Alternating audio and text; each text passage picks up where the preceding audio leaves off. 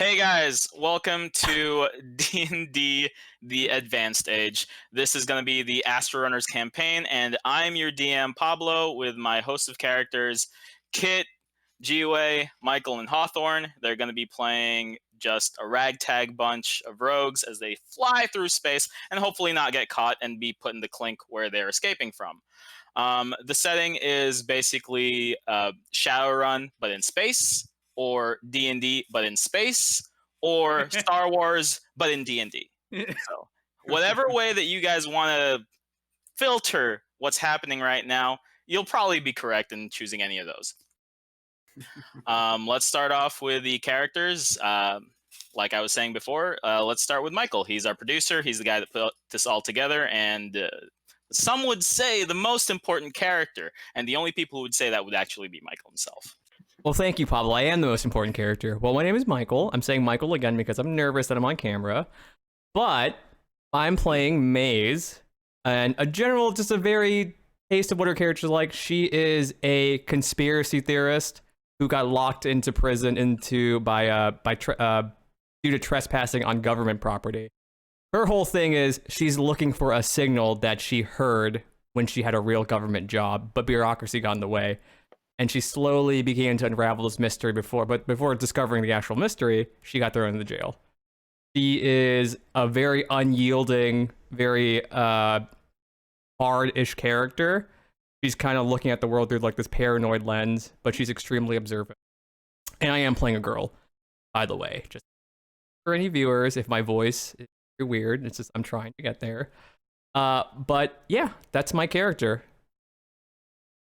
All right, so Michael playing Maze, conspiracy nut, and possibly right about everything.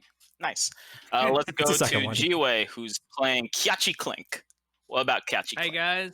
Hi guys. I am playing Kyachi. I am a cobalt bounty hunter. He's out for revenge, but sadly he failed, and now he's in jail.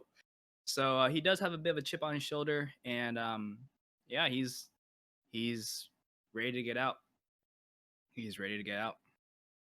By failure, he means he succeeded too well and killed off everybody, but too many people. And that may or may not come back to haunt him, but who knows? We'll see whether a kobold is important enough to be hunted in this big, wide universe that we have. Man, justice is served by the victims. Yes. So very cold. Let's go to our next character. It's going to be Kit. He's going to be playing 23. What about 23? Hello there. I'm Kit. The character that I'm playing is 23. 23 is a clone. He is the 23rd clone of his, I don't know, pod of clones, group of clones. As to how many there were, don't really know, but he spent his early days in a temple, essentially being trained in the ways of the monk as far as like martial arts and stuff like that. Though he has been trained in martial arts, he is in fact a pacifist, and around the age of, I think he's like 21, 22. Is he 23? So he's 21, but his name, things didn't line up like that. So around his early adulthood, his temple was actually attacked, and the temple was completely destroyed, and he was defeated. And after that, some kind of pirates came down and basically captured him and put him in slavery. So he was a slave for a number of months, and eventually he was rescued by a group of do-gooders named Rogue Wave. As far as the politics behind Rogue Wave, I'm sure we'll get into that. But after staying with this group of mercenaries for a while, or I don't know, do-gooders, so good mercenaries. Good mercenaries. He was eventually captured. Well, mercenaries can be good, right? Like, I guess. Yeah. Yeah, I like mean, One Piece, they're on the up and up. pirates. Well, pirates Line are reads. by default kind of bad. In any case, now he is in jail, and that is the cliff notes of my character. He's a pacifist, but he knows martial arts. You know, like Makes sense. Yeah, Makes that sense. actually does make sense. It makes perfect Yeah. sense. I'll be honest. Yeah, All right, you learn how to we fight so have that you don't have to. 23, the living enigma, the paradox, the It's not a paradox. pussycat 23. Thank Yeah. you so much. He's Thank you so what much. the- Kid. What was Remember yelling that? That was No, so all right. bad. Okay. Now let's go to last but not least, the only person who doesn't have to deal with humidity on a daily basis, Hawthorne playing SG4. Yeah. So Take it away. I'm playing. Thank you. I'm playing Warforged, Safeguard 4, Twilight Cleric, and Follower, question mark, perhaps, is it programmed or not? Who knows? Of Elastre or Dark Celadarine to some drow, but the goddess of beauty, song, dance, freedom, moonlight, sword work, and hunting. Going to be messing around with Twilight Cleric from Tasha's, which I'm personally happy about. And yeah, you know, what can I say? You're created, you wake up, you have worship of a drow goddess imbued within your soul, and then you start smuggling other illegal souls towards a crime syndicate, and one day you end up in prison. It's a modern tragedy, Shakespearean tale, if you will. But yeah, that's where we're going from here. So Completely typical and normal series of events that happens every day here in the advanced stage. All right, I think that's good. Is there any other housekeeping things that we need to do, Michael, or should we start? I think go Pablo. And will I say that you're doing a very fine job if I do say myself. Sarcastically, nice. he said. All right. Now that we've met our convicts, let's talk about the good guys. So, the advanced stage is, again, set in a world that is very much like Dungeons & Dragons. In fact, it's completely Dungeons & Dragons, but in space. So all of the races that you usually see in Dungeons & Dragons are represented. All the gods that are, the major gods that you see in most of the source books, they're represented as well. But instead of the usual everybody crammed into this pseudo Earth that has a few one-to-one translations, mostly all of the races have their own planets or territories, and all of their gods have, for the most part, been racial gods concerned with only their guys for the longest time. We're at the point in time in this universe, in this galaxy, where the gods have pretty much said, okay, we've gotten everything the way that we want to, barring a few outliers. There's always going to be some chaos gods or Asmodeus, just lol, just in the shadows going, but I can do better. But apart from those, everything has been left into the mortals' hands. The only thing now that the gods care about is basically making sure that their tenets, their Bibles, their religious works are being followed. Their philosophies are, mostly being kept in check by their mortal creations. But apart from that, they are just this. If you're a cleric or if you're extremely religious, like a paladin or something, they're just this guiding wave, this force, you might say. Only the very highest of the religious people can actually start talking to gods, etc. But that's the backstory of the world. Now we're going to zoom in on one corner of the universe, out in the far reaches, in one of the spiral arms of the galaxy. Our scene starts in this massive gray monolith just floating through a debris field of what you can tell if you just cross your eyes just a little bit. You can see that the debris field is actually the silhouette of a giant cracked planet. And in the center of this giant cracked planet, there is this great shining monolith of metal and shining runes. If you could read the Dwarven script, you would see just giant emblazoned on its side called the Warden's Fist. And by the amount of patrol ships flying around and the amount of blinking lights that are An analog to our real world of blue and red. This seems to be some sort of prison facility. And this is where we find one of our characters being led into an airlock.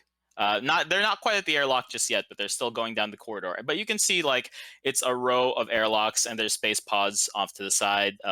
Other prisoners are being held by guards and they're being led into these space pods themselves. It is a small blue kobold. He's being led by a very nervous-looking human. By the way that he's uniformed, it looks like he's not very high-ranking. Like, if you guys see the scene, and if you had Kyachi's experience in this prison, you would tell that this is about the lowest of the low that you can get. And the tale starts here. Okay, come on, don't drag your feet. We're off by like 2 microns here already. Come on, guys. And he's only talking to Kyachi. Begrudgingly, I flash him a dirty look, but I do walk faster with my small feet. Okay. As you're walking, you see other creatures and aliens that are passing by. You see another kobold eyeing you strangely from the side, Kyachi. What does he look like, or what do they look like? He looks like a green kobold. That's about it. Still in the prison prisoner uniform and getup, etc., etc., etc. But he's looking at you kind of funny. Do I recognize him? Can I do like a history check? No, you don't seem to recognize him. Okay. I take notice, but I ignore, and keep following the officer that's handling me. Okay. This kobold looks at you, or even as you breaking eye contact with him. But just as soon as he leaves your field of vision, you hear him say, "Kyachi!" I turn around and it's like, yeah. He looks at you, sniffs, and you see this sneer come across his face, and he just nods, and then goes off with his own correctional officer. Is there something I could roll to see like what that smirk was for? Insight. Okay. Skills. Insight.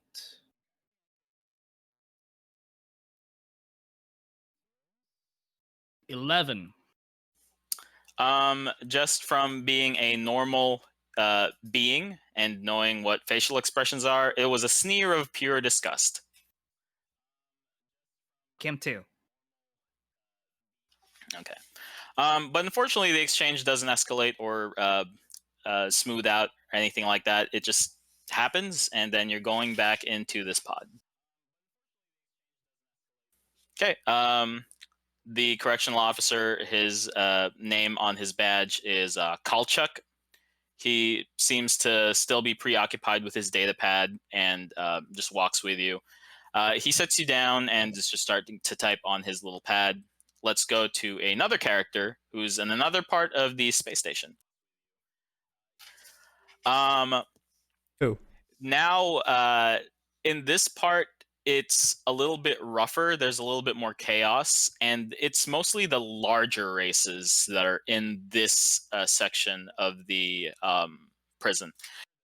There are Loxodons, there are Minotaurs, there are more than a handful of orcs, and it's just a very rough and stinky zone of the Warden's Fist. And that's where we find 23. What's 23 doing in his prison cell? He's meditating. Okay. As you're meditating, you see a large robotic form start coming towards you. I patiently wait until the robotic form arrives. And you see the giant red eye swivel towards you and going, "New inmate 23. You are tasked with new intake duties. Space coal mining.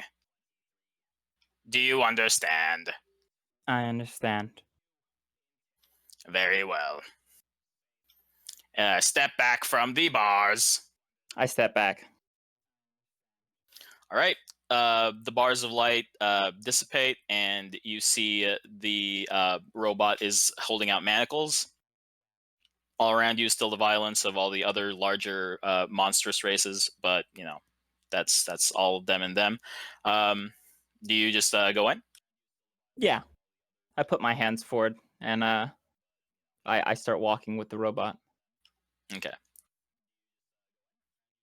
As you guys are walking, most of the people are largely ignoring you, or some of them are jeering at you.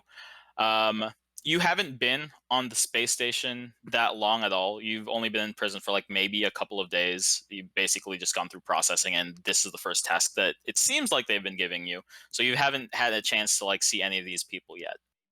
As you're walking, you do see some Leonids looking at you funny, and you can see them trying to sniff you. I allow them to? Oh no! Well,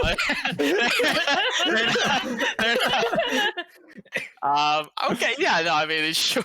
Hey, it's But prison, they're dude. sniffing you from their distance. Do you do anything when you see them? They look at you. There's confusion in their faces as they see you walk by. I deliver a calm bow in their direction. The ones that are in a cell with each other, like, look at each other, give each other a double take, like, what the fuck was up with that guy? But other than that, since you didn't really interact with them too much, they just let you go. And you head off on your way towards the same airlock. Do you have anything else you want to do before we head off to another character? Do I smell anything familiar?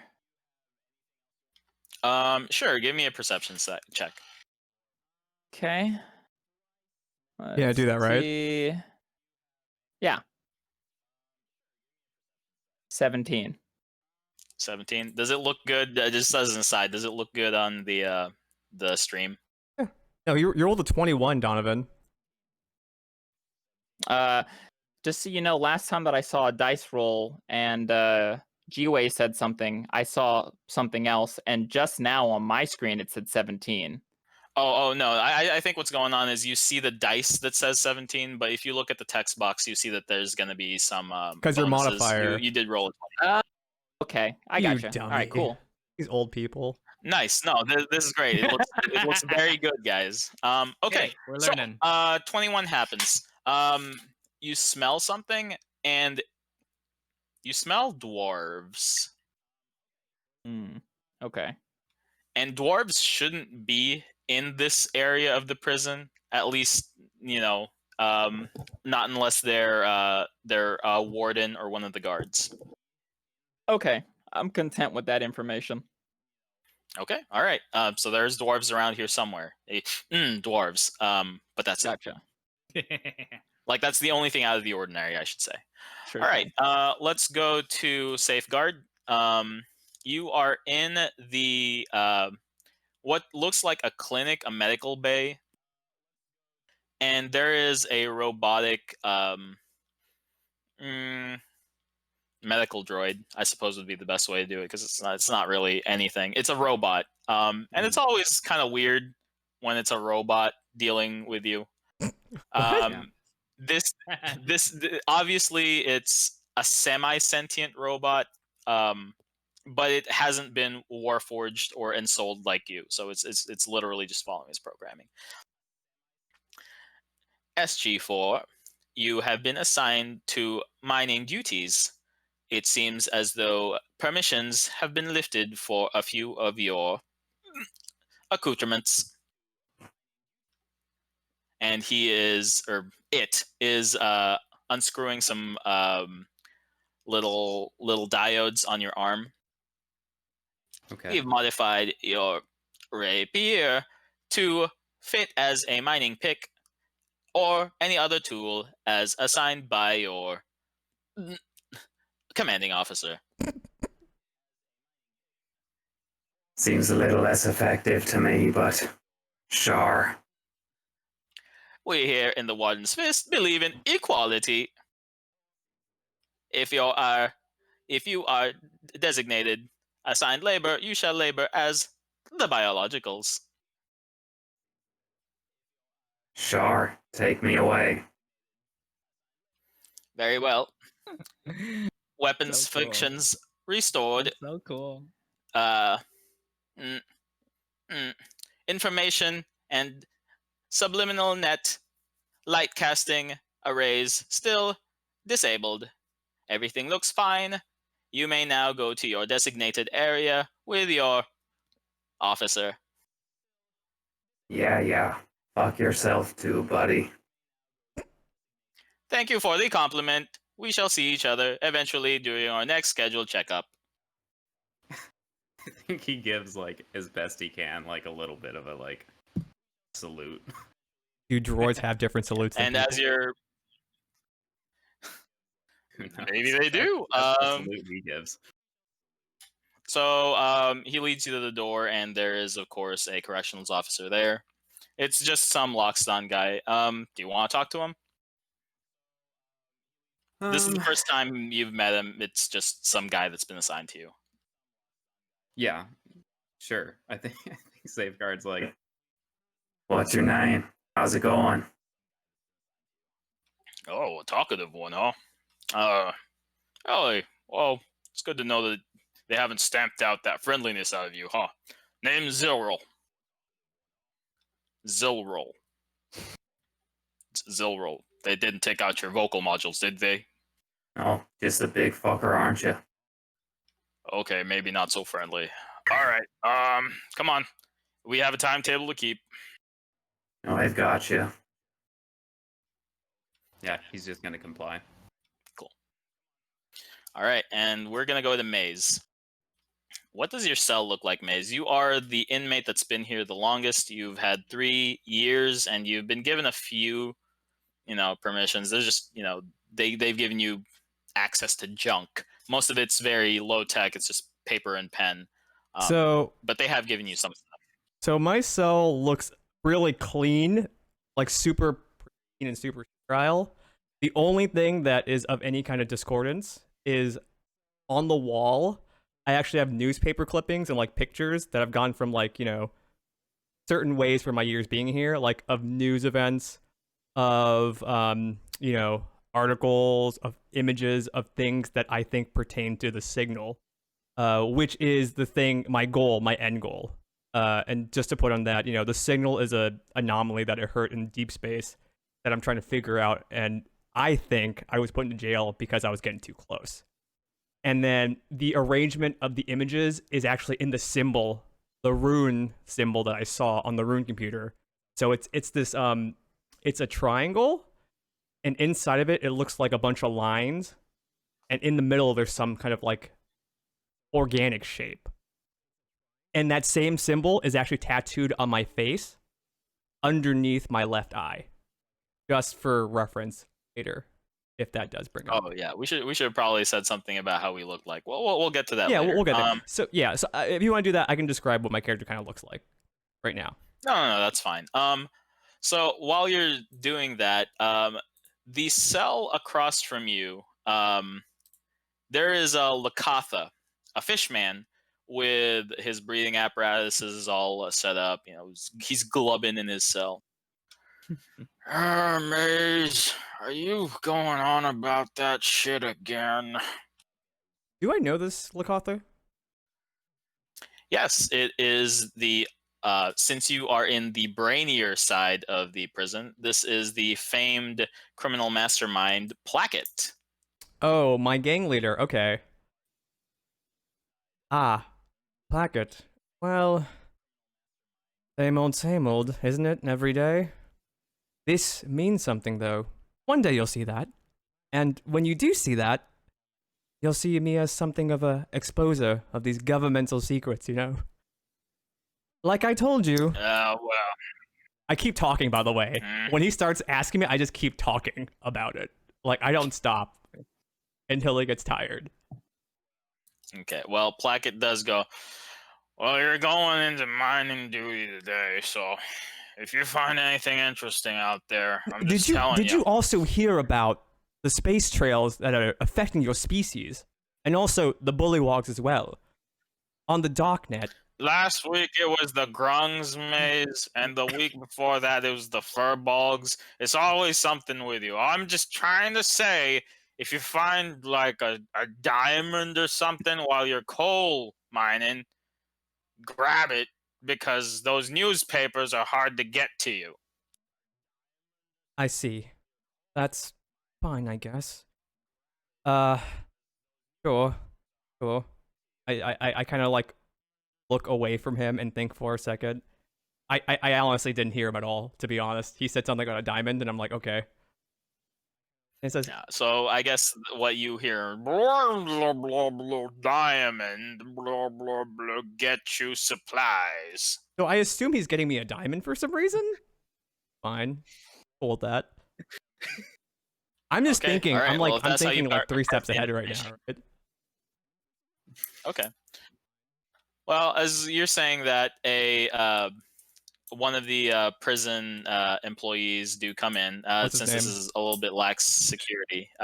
It's just a regular human. He's coming in going, all right, inmate Maze, you? Yes? You've seen me before. I live here. I've never seen you at all before. Wait, is this a new guard? I can't tell. Wait, out of game? Is this a new it guard? seems like you can't. No, I wouldn't know It's a who new he guard. is. That's why I'm It's a new guard. saying. Like, do I know this guard? Yeah, no, it's a new guard. Oh, No, it's a new guard. I must. It's not somebody. I'm sorry. I must have confused your face with somebody else. Well, all right then. Yeah. Okay. Mining duty on dock number 4. You are going to be part of a chain gang with Warforged, a Kobold, and a Leonid. Strange. Do I Well, know? all right. Let's start getting you. By the way, I cut him prepped off up. and I asked his name. By the way. Oh, my name, Dandel. Handel. Well, it's nice to meet you. I'm assuming you'll be working here more often. You'll be hearing from me a lot, by the way. Don't you know that? And I just start talking about. Does he react to the symbol on my face? By the way, so here's the thing. I talk to new people because I want them to see the symbol on my face and react to it. When they react, I know they have some information on it. That's why I tattooed it on my face. Sure. Roll perception or an insight. I will roll me a perception.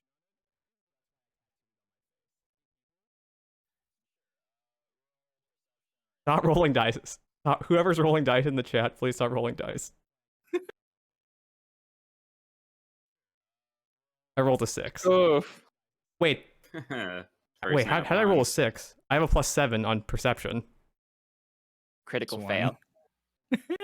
Wait, was that Well, actually a critical fail? So 1, you think he knows something that he's not letting on. I get really close to him. Saying, you know what the symbol on my face is? No, and this is Don't- really not don't- professional don't- distance. I'd don't- like you to step don't- back. I don't step back, by the way. I get much closer. Listen, inmate Maze, we do give you 3 warning system. Please step back. No. They sent you, didn't they? Ty sent you, didn't he? Tell him. Maze, last will not- warning, or Scott, I I'm will getting be closer, forced by to the way. incapacitate you. I still get keep closer. coming I don't even closer? hear him. I just keep talking until I hear something I want to hear. You see him grab a shock, well, not a shock collar. You see him pull out a little switch from his side and zap you. And there is, before anything else, there was nothing on your neck, but all that you're wearing is the prisoner's uniform.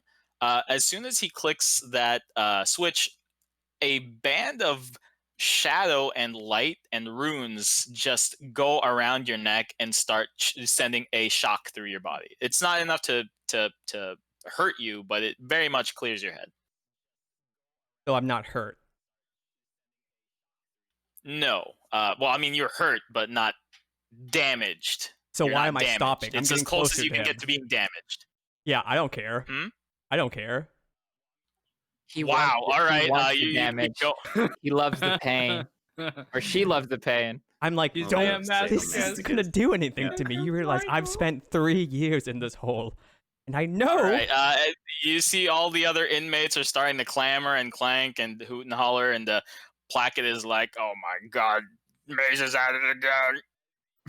And the guard is like, "All right, no, I'm gonna turn up the setting now. Please stop this." You see my hands And reach out to nice grab it. rhythm.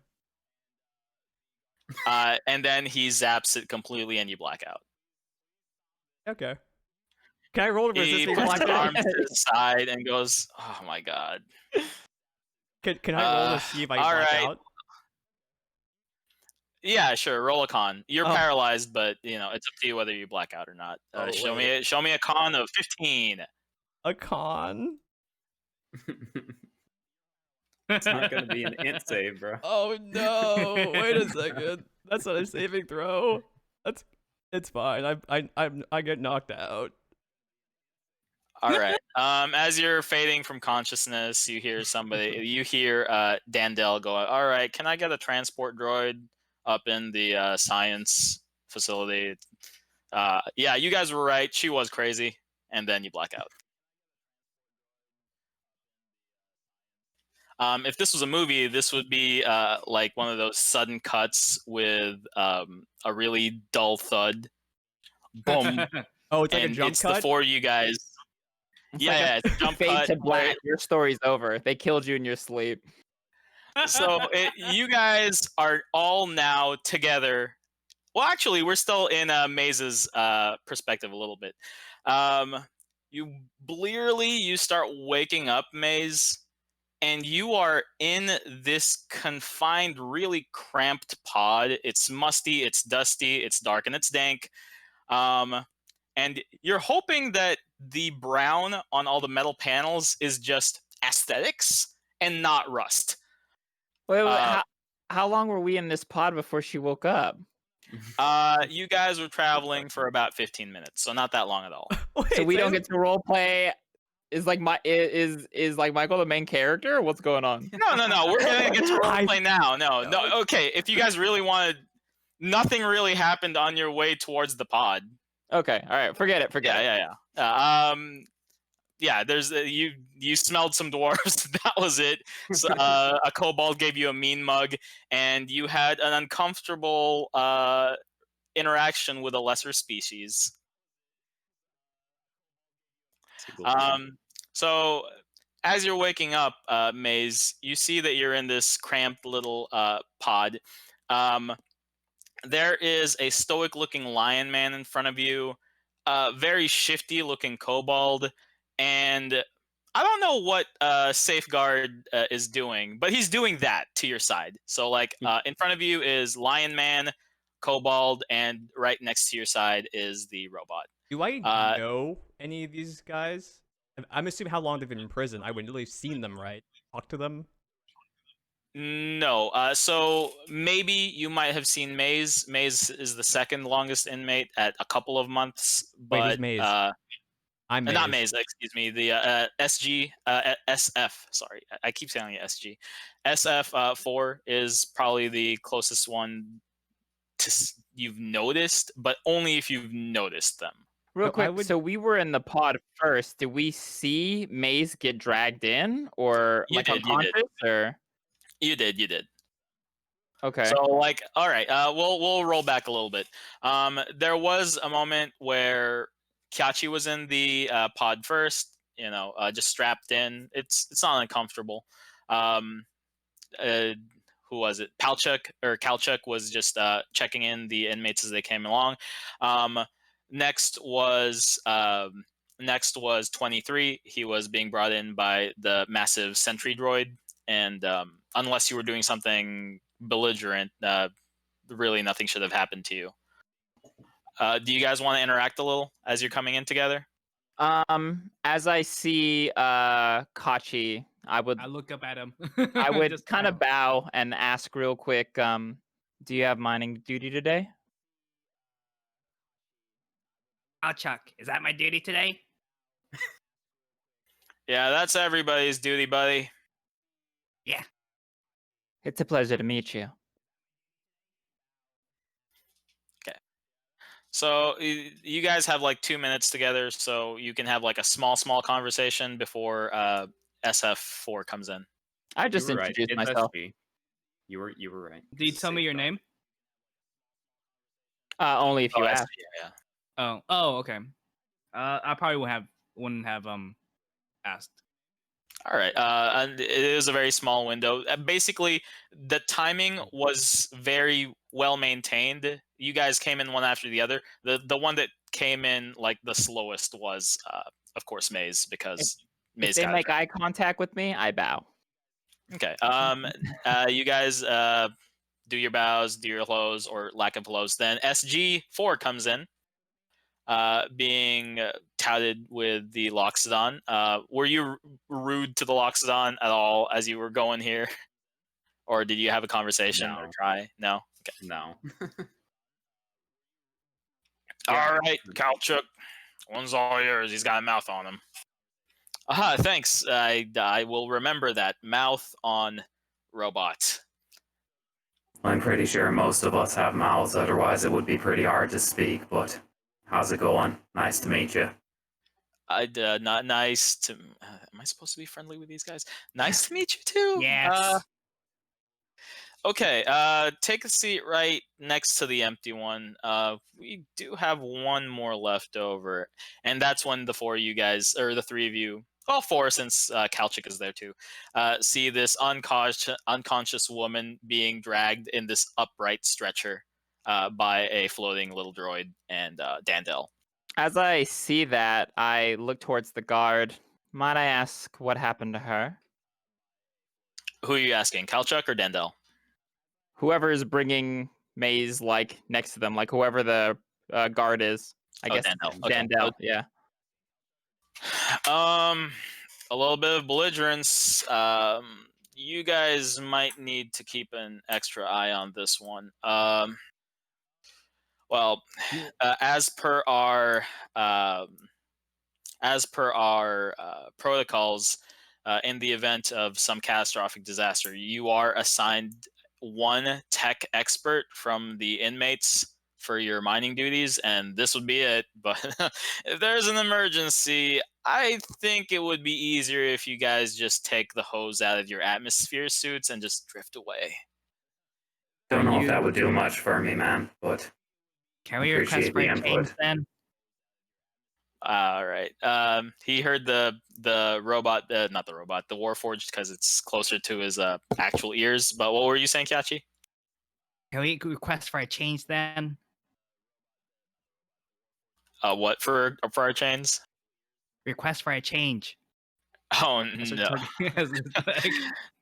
no. They ignore you and they talk amongst themselves while the medical droid fits Maze into the seat.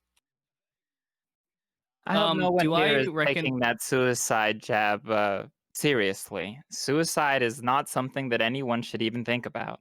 It's not worth it. Life is too precious. But I Both can't guards- Kachi supplicate just looks at anyways. him. So Both guards look at the three of y'all and go, "Oh, okay, sure," and then go back to their conversation. Sure.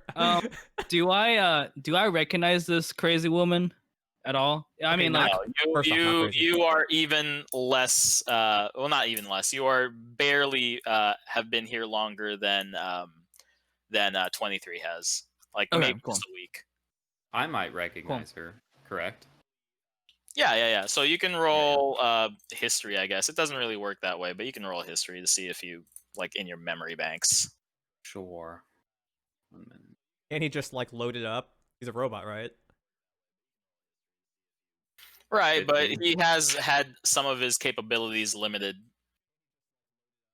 I got a 15. is 15? Yeah, sure. You know that is one of the people who have been placed in a. It's not really the highest of security, but it is a special zone for intellectuals. Yeah, I think you see Safeguard's head swivel and like the pupils probably like enlarge and then close back down, and he just nods and leans back. Is the other guard coming with us too, besides Kalchuk? It doesn't look like it. As soon as the medical droid is retracting its medical like appendages, he seems to be slowly backing away after he was having his conversation. Okay. All right. So all y'all are loaded in. You guys are still in your manacles. Unfortunately, the Kalchuk is starting his pre-flight prep. Click, click, click. And he starts blasting this really saccharine, sweet pop song, and it's a mashup of two covers. Oh, I like Yeah. those. Oh no. Oh God. And My basically, tail is tap into the beat. right. So, and that's where you wake up, Maze, is listening to this weird mashup of two pop songs that aren't sung by their original people, and Lion Man, not quite Dragon Man, and Robot Man next By the to you. way, when As I wake Maze up, is waking up, I ask, "Are you all right, miss?" I don't wake up normally. I literally jolt out of like when I'm sleeping and you kind of like fall awake. That's kind of how I wake up. It's like sorry. Where are we? Like a cartoon Statue character. is not prepared for that. Wait. What? This song is garbage, by the way. I'm sorry. I look at you. It's like, oh, who are you? I've never met you before. I perceive. My name is. Well, you can call me 23, or 20, or whatever it is that you wish to call me. And your name? 23. That's a curious name. That's more of a number, don't you think? Sorry. My name is Maze. Nice to meet you. I move in really close so he sees my tattoo. I perceive if his face is moving in a weird position like he does it. Names? Well, numbers can be names. I don't see why they can't be. Well, names. As I see this symbol, I just assume it's a tattoo. You can roll. This is very tentative. You can roll an Arcana or a Religion check for this. I will roll. Probably religion.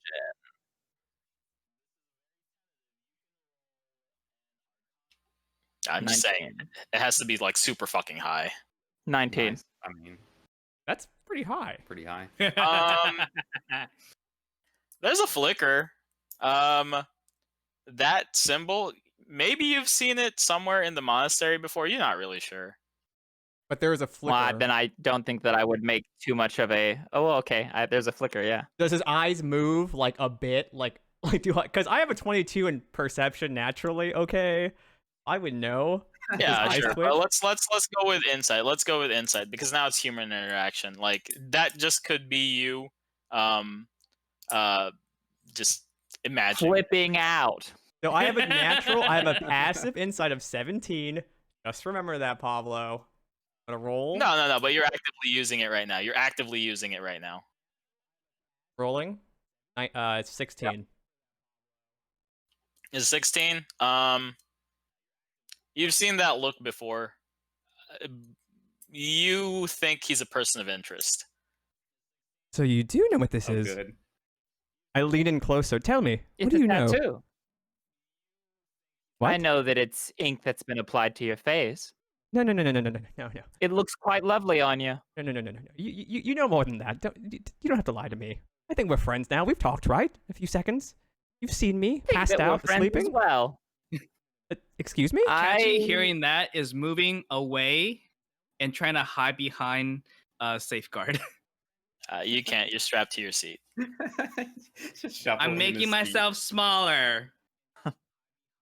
Pablo, would I think know? that it's a lovely tattoo. Would I know anything about people naming themselves after numbers? Is that like a clone thing or like a weird thing? Because I have researched a lot of like news. I skimmed through all the news articles, like in local and for lack There of- are too many cultures and too many races to really think that that's a weird thing.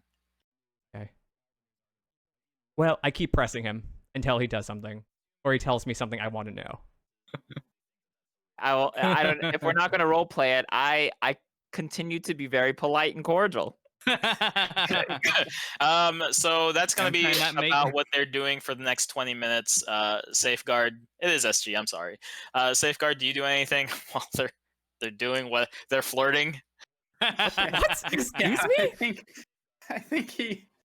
I think he's just staring at Maze for a while and just like, yeah, this lines Actually- up with everything I've heard. After 20 minutes. By the way, if it's that long, I don't give up. I just noted in my head that I gotta come back to this, and I move to the other people. Because this is obviously not gonna work right now. Yeah, no, you're not so far removed that you're like, oh wow, if I just keep talking, I'll get what I want. Yeah, no. The way I think is like I will find something, I will find their weakness later, and I will use that to get what I want. Okay. So yeah, there we still catchy. gotta move plot along, but you have like 2 minutes to talk to these other two Yeah, fools. I do the same thing to Catchy. I go up to him, he's like, hello, my little... Sorry.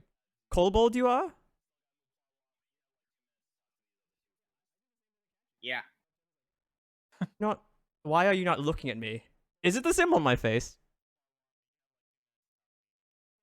I look at it. Do I recognize it? No, unlike 23, you would never have had a reason to see this. But he's acting really sus.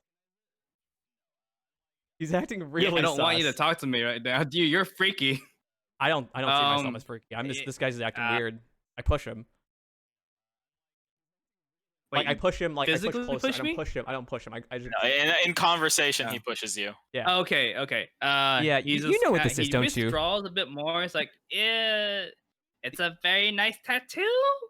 Can I roll an intelligence check to just see if this is just a dumb little creature that's just retracting because I'm talking, or does he actually know? This is again an insight check. Oh Okay, I'll roll wait, insight. wait. My bad. You pushed him? Like No. physically? No, like no. verbally It's pushed him. conversation. Okay. So I'm gonna roll insight to see No if he's violence. just Okay, acting let's be weird. civil. I rolled a No, I'm just super. 14. Okay. A 14. It doesn't look like he knows what the fuck you're talking about. Ah, I see. You're just a bit nervous. I understand. Because, you know, I assume you're fresh. I haven't seen you around, so I'm assuming you're new in here. What are you in for exactly? Kobolds. Talking. As you're talking, Kachi is. I'm just looking at you, like kind of dumbfounded, kind of like, does this thing ever shut up? While they're having that conversation, I look at SG. What's your name? Safeguard. 23, right? Oh, are you some type of bodyguard? Yeah, I make shit safe. What about you? I was in a similar line of work before my main occupation became prisoner. Now I Well. guess I'm a space miner. Can I like make the mining pick extend from my arm a little bit? Yes. It doesn't come out all the way because you aren't in the mining position yet, but it does show like a little mini version of it. Yeah. So I think he just does that and looks down and just nods. Same boat. They really shocked the shit out of her, didn't they? Oh yes, I suppose that the guards around here can be quite violent. She doesn't seem to mind too much though. Well, I mean, when you're insane, how much bugs you? Well, you know, sanity is relative. I'm sure that she enjoys her mental faculties.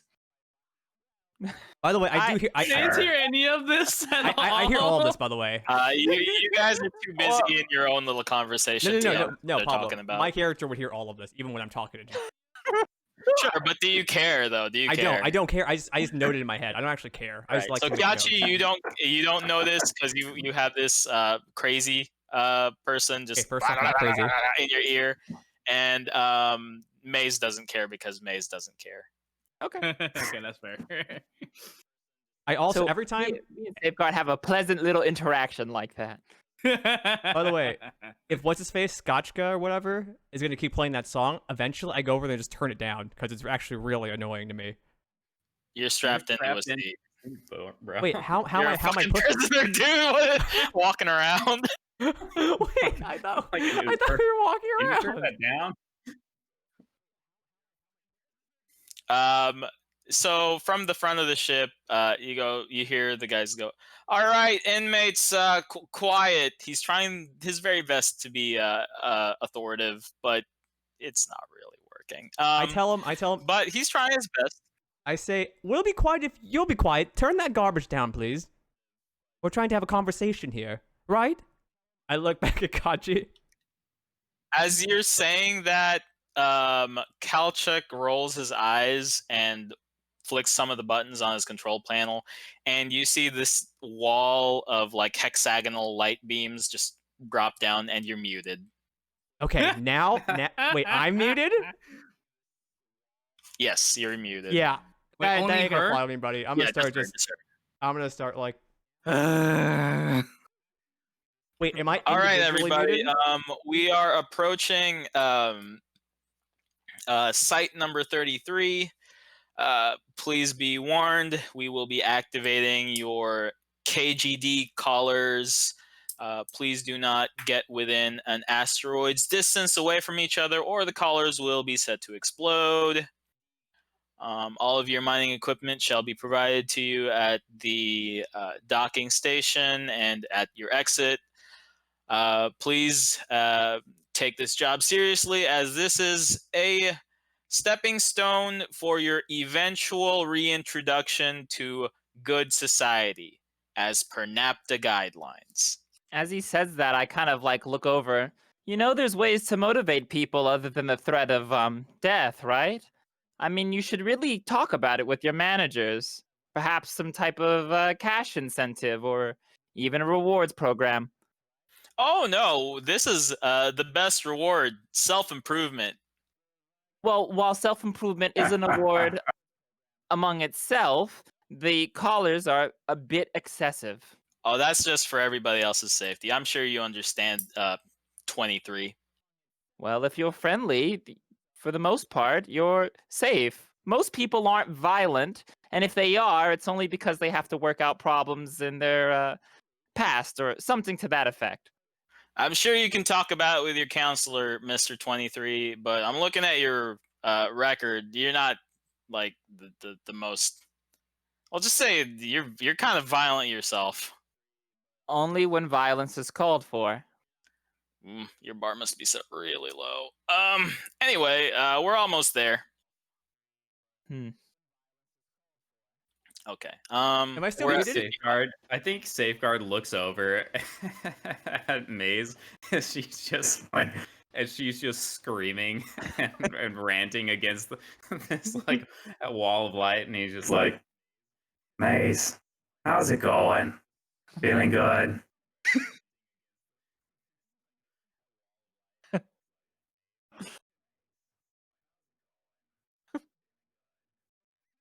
Yeah. No, I feel you on that. Yeah, it's a bummer. Yeah. As y'all are Yeah. talking, the guard goes, "Oh man, nice! This is the best part of this song. This will hype you up for your job today," and cranks it up all the way as you guys are hurtling down into the asteroid. Wait, can No, I not hear hurtling, outside? touching down on the outside? Am I just muted, that? or can I hear through the outside, or can no one just hear me, or can I hear other people? It comes in. It comes in. You just can't come out. Kachi is just enjoying the song right now. He likes white, red, and and the other mashup. Cool. Neat. That was the first part of our session. I think it's break time. No, we 5 can keep minutes or going. so. There's no break. Like, we can keep going if you want. Oh well, I need a break. Okay, Michael. we'll go to break time then. I don't know if you have like a bumper or something, or No, we just switch to another screen. We might- People can just sit on like to shoot the. Okay, all I'm right. just gonna Well, toss- I'm I'm gonna just gonna go toss- for a little bit. Welcome back, everyone. AstraRunners, episode 1. Took a little break there. Pablo Hill back. We're ready to get going again. Obviously, we've already figured out who the best characters are. So let's And now we can hear Maze because Maze fixed her mic. So I'm learning silence the first thing okay. I can. There is a little bit of an interim period. The guard Kalchuk is now kicking up his feet as there's a little bit of a light that shows you guys into changing rooms. As you guys are heading into the changing rooms, let's describe what y'all look like. Let's start with reverse order from last time. It was SG4, right? That was last, or was it Kiachi that was last? No, I was Isn't- not last. It was me. Oh, okay. Yeah. So it was Maze that was last time. No, I was last. No, Okay. SG4. Let's describe what you're doing and what you're looking like as you start putting on the miner's equipment, which basically for you is you feel a click in your arm as you are enabled with mining abilities. Yeah, and I don't need anything to breathe out in space either. So I think SG4 is just sort of sitting there and then looks down at his arm. By the way, do I think I could potentially swing this pickaxe arm at a guard, or is there something preventing me from doing that? The only thing that's preventing you from doing that is there are no guards in your proximity. Yeah, my own good judgment. I'll keep that in mind. Yeah, so SG4 is a very slim, elegant warforged, tall, somewhere around like 6'8"ish, weighs around like 300 pounds, which is on the light side for warforged, as I found out. He's got a black chassis that has silver and brass filigree woven throughout it, and it looks almost organically carved, as if someone melted down metal and then just sort of poured it over a humanoid figure and let some parts of it have gaps where you can see the wiring running throughout. And there are sort of these glowing lights that sort of fade from like this pink, a dusky red, into a darker purple that will occasionally sort of, I guess, light up throughout his body and show throughout these gaps. Those are also the same colors his eyes sort of shift through. And yeah, I guess if a warforged could be beautiful, he would be beautiful. I feel like I'm work of picturing art. like Ultron, except not as top heavy. You know, pretty much from the movie. Yeah, Yeah. it's very similar. He looks, Okay. he moves like a dancer. is I'm probably assuming the like easiest way a to zone think of about his enders movement. mecha. That's what I think. Yeah. Mm, I think like the Ultron is probably the better comparison. yeah. Somewhere between like an Ultron and like a Kaladesh. That's like, sort of his aesthetic. Yeah, So, the Zone of Enders thing is weird because Kaladesh. the cot pics of the Zone of Enders mechs are quite large, and they're not at the head. They're lower than that. So They mean it when they say cockpit. yes.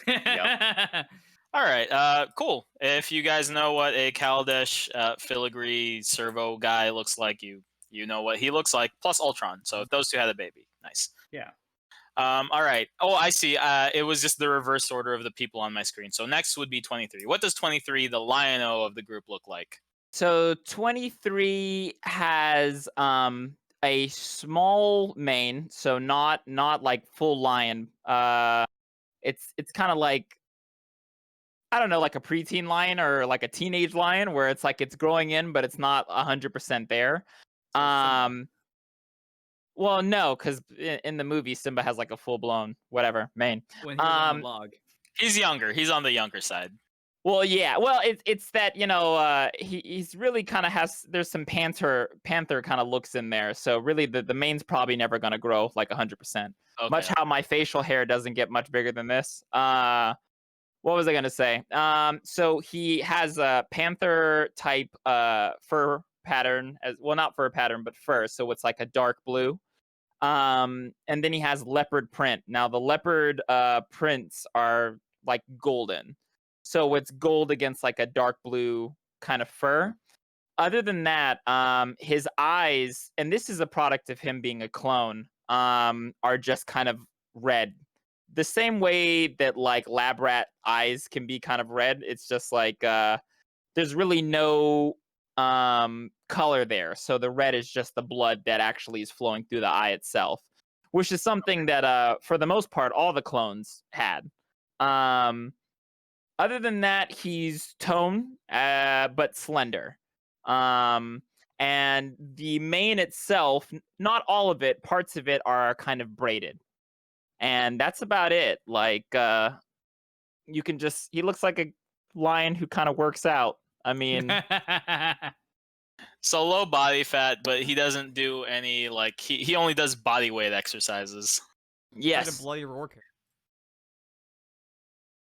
All right, so it is basically a Leonid with the stars on his inky black, or not inky black, inky black and blue fur. Are there any like clone tattoos or clone markings on your body as you're starting to put on your suit or no? Oh, yeah, no, I guess there would be. We'll say that it's actually on the arm. Okay, You can actually see it in Roman numerals. okay, gotcha. All right, or whatever the equivalent is of Roman Base numbers. space numbers. Yes, in space numbers, in spacies. Okay, cool. All right, let's go to Kyachi. What is Kyachi looking like? He is a 2.5 feet tall kobold. Obviously, blue scales. He has some scarring over his body. But other than that, he's very thin, more slender, and that's about it. I don't think there's that much. I mean, I'll have a picture for him later. But yeah. Okay, slim blue kobold. Neat. Does he have like a helmet or anything, or is he just right now he's just in his kobold thingies, right? Or Yeah, just, I mean, unless they give. Wait, is there sun? no, right you now? guys are in the mouth of a cave. Any starlight is very muted. Okay, that's fine then. Did they give me tools that were to my size? Yeah, they did. They did. Okay, cool. They actually gave you not just a pick, but it seems like whatever they were expecting you for, they were expecting you to be more finessey. So you have actually two weapons with you, or not weapons, two tools. So you have a pick and a little hammer for the pick. Cool. I think. All right, and last we have Maze. Maze is a very androgynous, kind of like medium height, like woman. She would be, I would say, if we're talking about ethnicities IRL, a bit Asian looking, but maybe mixed with like I don't know, space something. I don't know what they're called. She surprisingly looks a bit made up for prison, but in a disheveled kind of way. So like she tries to keep her like short bob from covering her eyes all the time. Her eyes are always moving, by the way. So she kind of like looks at everything, like, and they're kind of like hornets, and like someone shake the hornet nets, and that's how like her move. And she has deep black like dark spots under her eyes, like she hasn't slept in a while. Surprisingly, she does seem a bit like fit for someone who like stays up all night, but that's probably because of just but that's what she has. And obviously she has a tattoo under her left eye that is the symbol of the signal that she uses as both a reminder that to never forget and also as a way to figure out people who know. One thing I want to say is when he's in the room and it feels like her eyes are like kind of like unraveling people. Like that's how I describe it, because she's like slowly trying to break people down to figure out what's inside. And that's just how she is. She has like a short bob, tomboyish. You know, the only reason you could tell her she's a girl if she's talking and acting a certain. Okay, cool.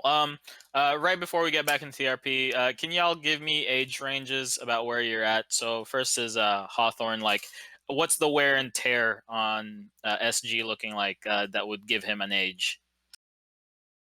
he's young, but obviously, like, you know, analogous ages for Warforged don't work the same.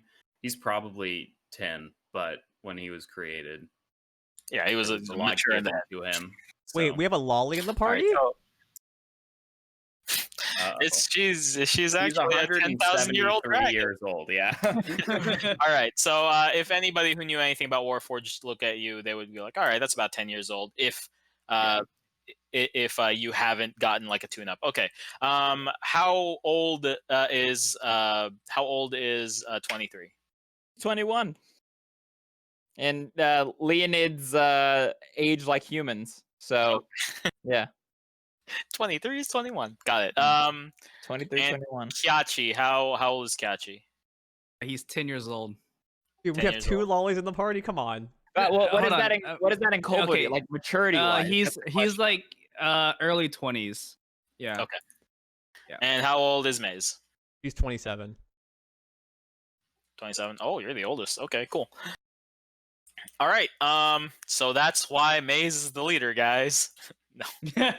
Everyone, God, we're chill doomed. out. I got this cool story I just read in the darknet. All right. As you guys are finishing up putting on your spacesuits, you hear Kalchik's voice on the intercom again. All right, everyone. So the dig site's not too far from here. This is going to be one of the fresher asteroids. So basically, you guys are just going to be clearing things up. I don't expect y'all to find anything really, but you know, make headway for the next crew. Miss Maze, we are enabling a short wavelength heat blast for yours because we know that you're not as physically capable as these other 3 inmates. Just make sure not to aim it anywhere dangerous, all right? Again, I am now activating your collars. And You as might he know- says that, you guys see you're more familiar with this than any of these other 3. SG4 actually has seen this happen for others, but not for himself. But the KGD collars, as they're being called, you don't know why they're called the KGD collars, but they are the KGD collars. They were invisible around your necks, but there is one thin beam of light that goes through, and then this like suffusing shadow going around that light as it spirals, and then afterwards just these dwarven runes lining around it.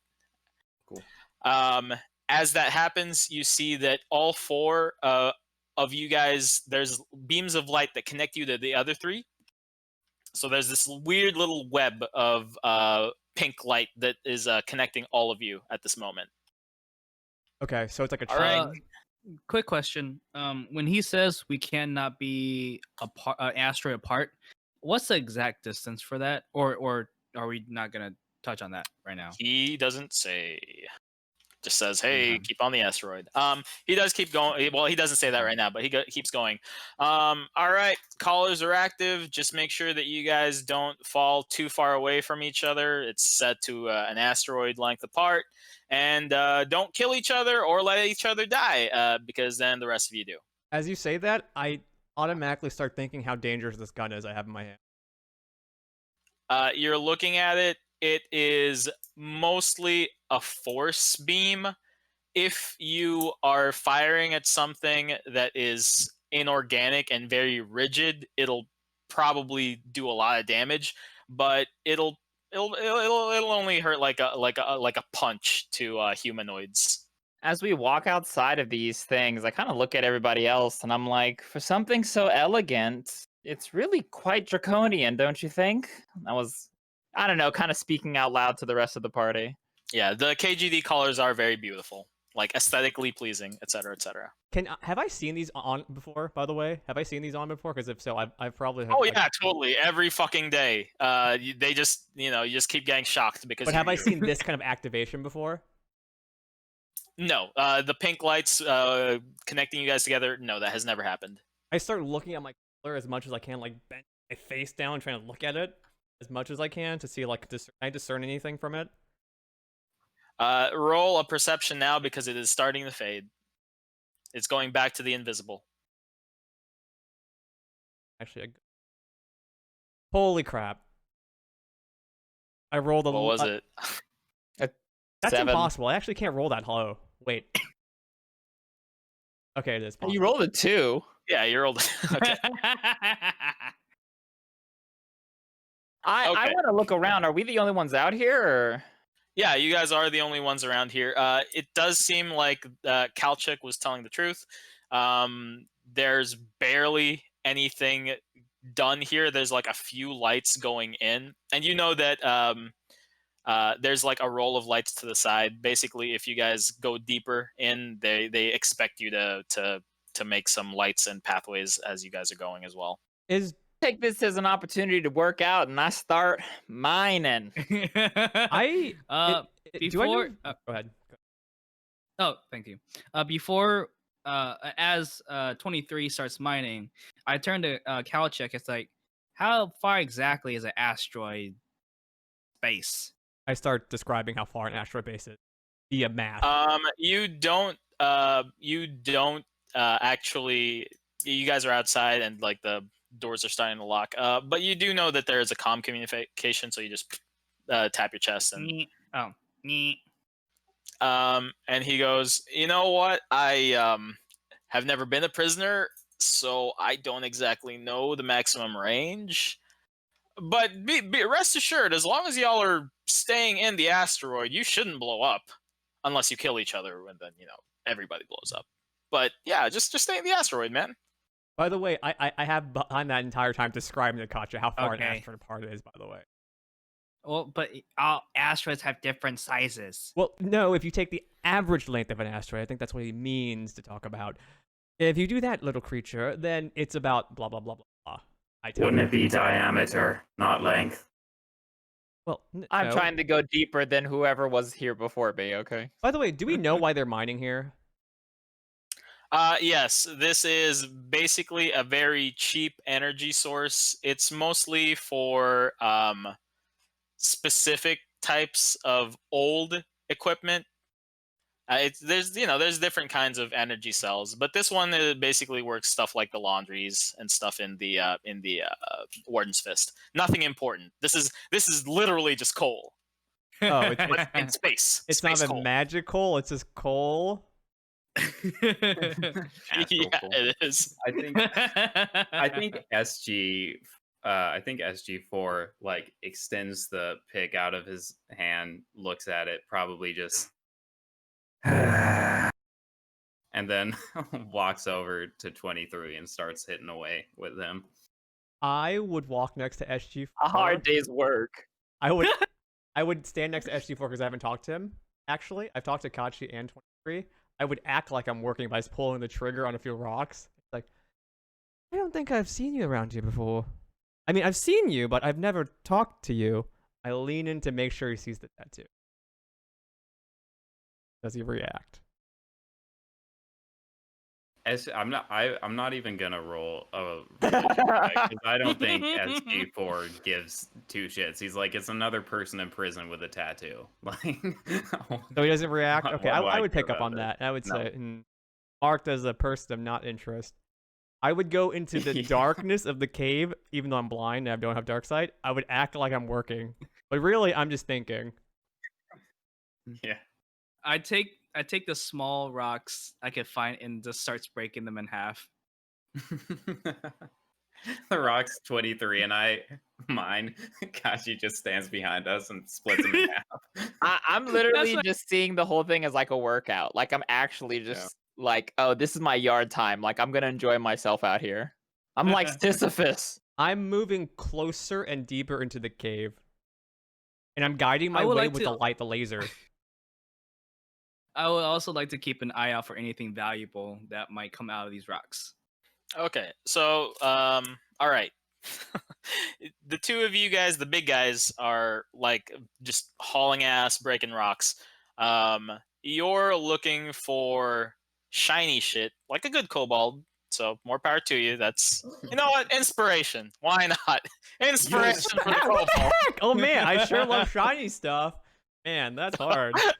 Hey man, we gotta keep it light. All right, and you are going in deeper into one of the smaller shafts, I'm assuming. Yeah, I'm just very bored of the situation. This is very much like my old job where I would do work for an hour and then act like I'm working for the rest of the night. So I'm just like, oh yeah, just gonna go shoot some rocks in the deep cave. Don't mind me. Okay, so you're not really looking for anything, No, right? I'm looking for something interesting or curious because I'm just I work in my head as I do things. So I just think about what I'm already thinking about until something of other interest comes up. Right, but you're not actively like, oh, look at this rock. No, unless I see something No, like that. you're not. Okay, what's your passive perception? 22. 22. Okay. Yeah, as you're working, you see that the lasers that you are shooting, there are some cracks that are way too geometrical. I thought he wasn't shooting any lasers. I thought he was just fucking off.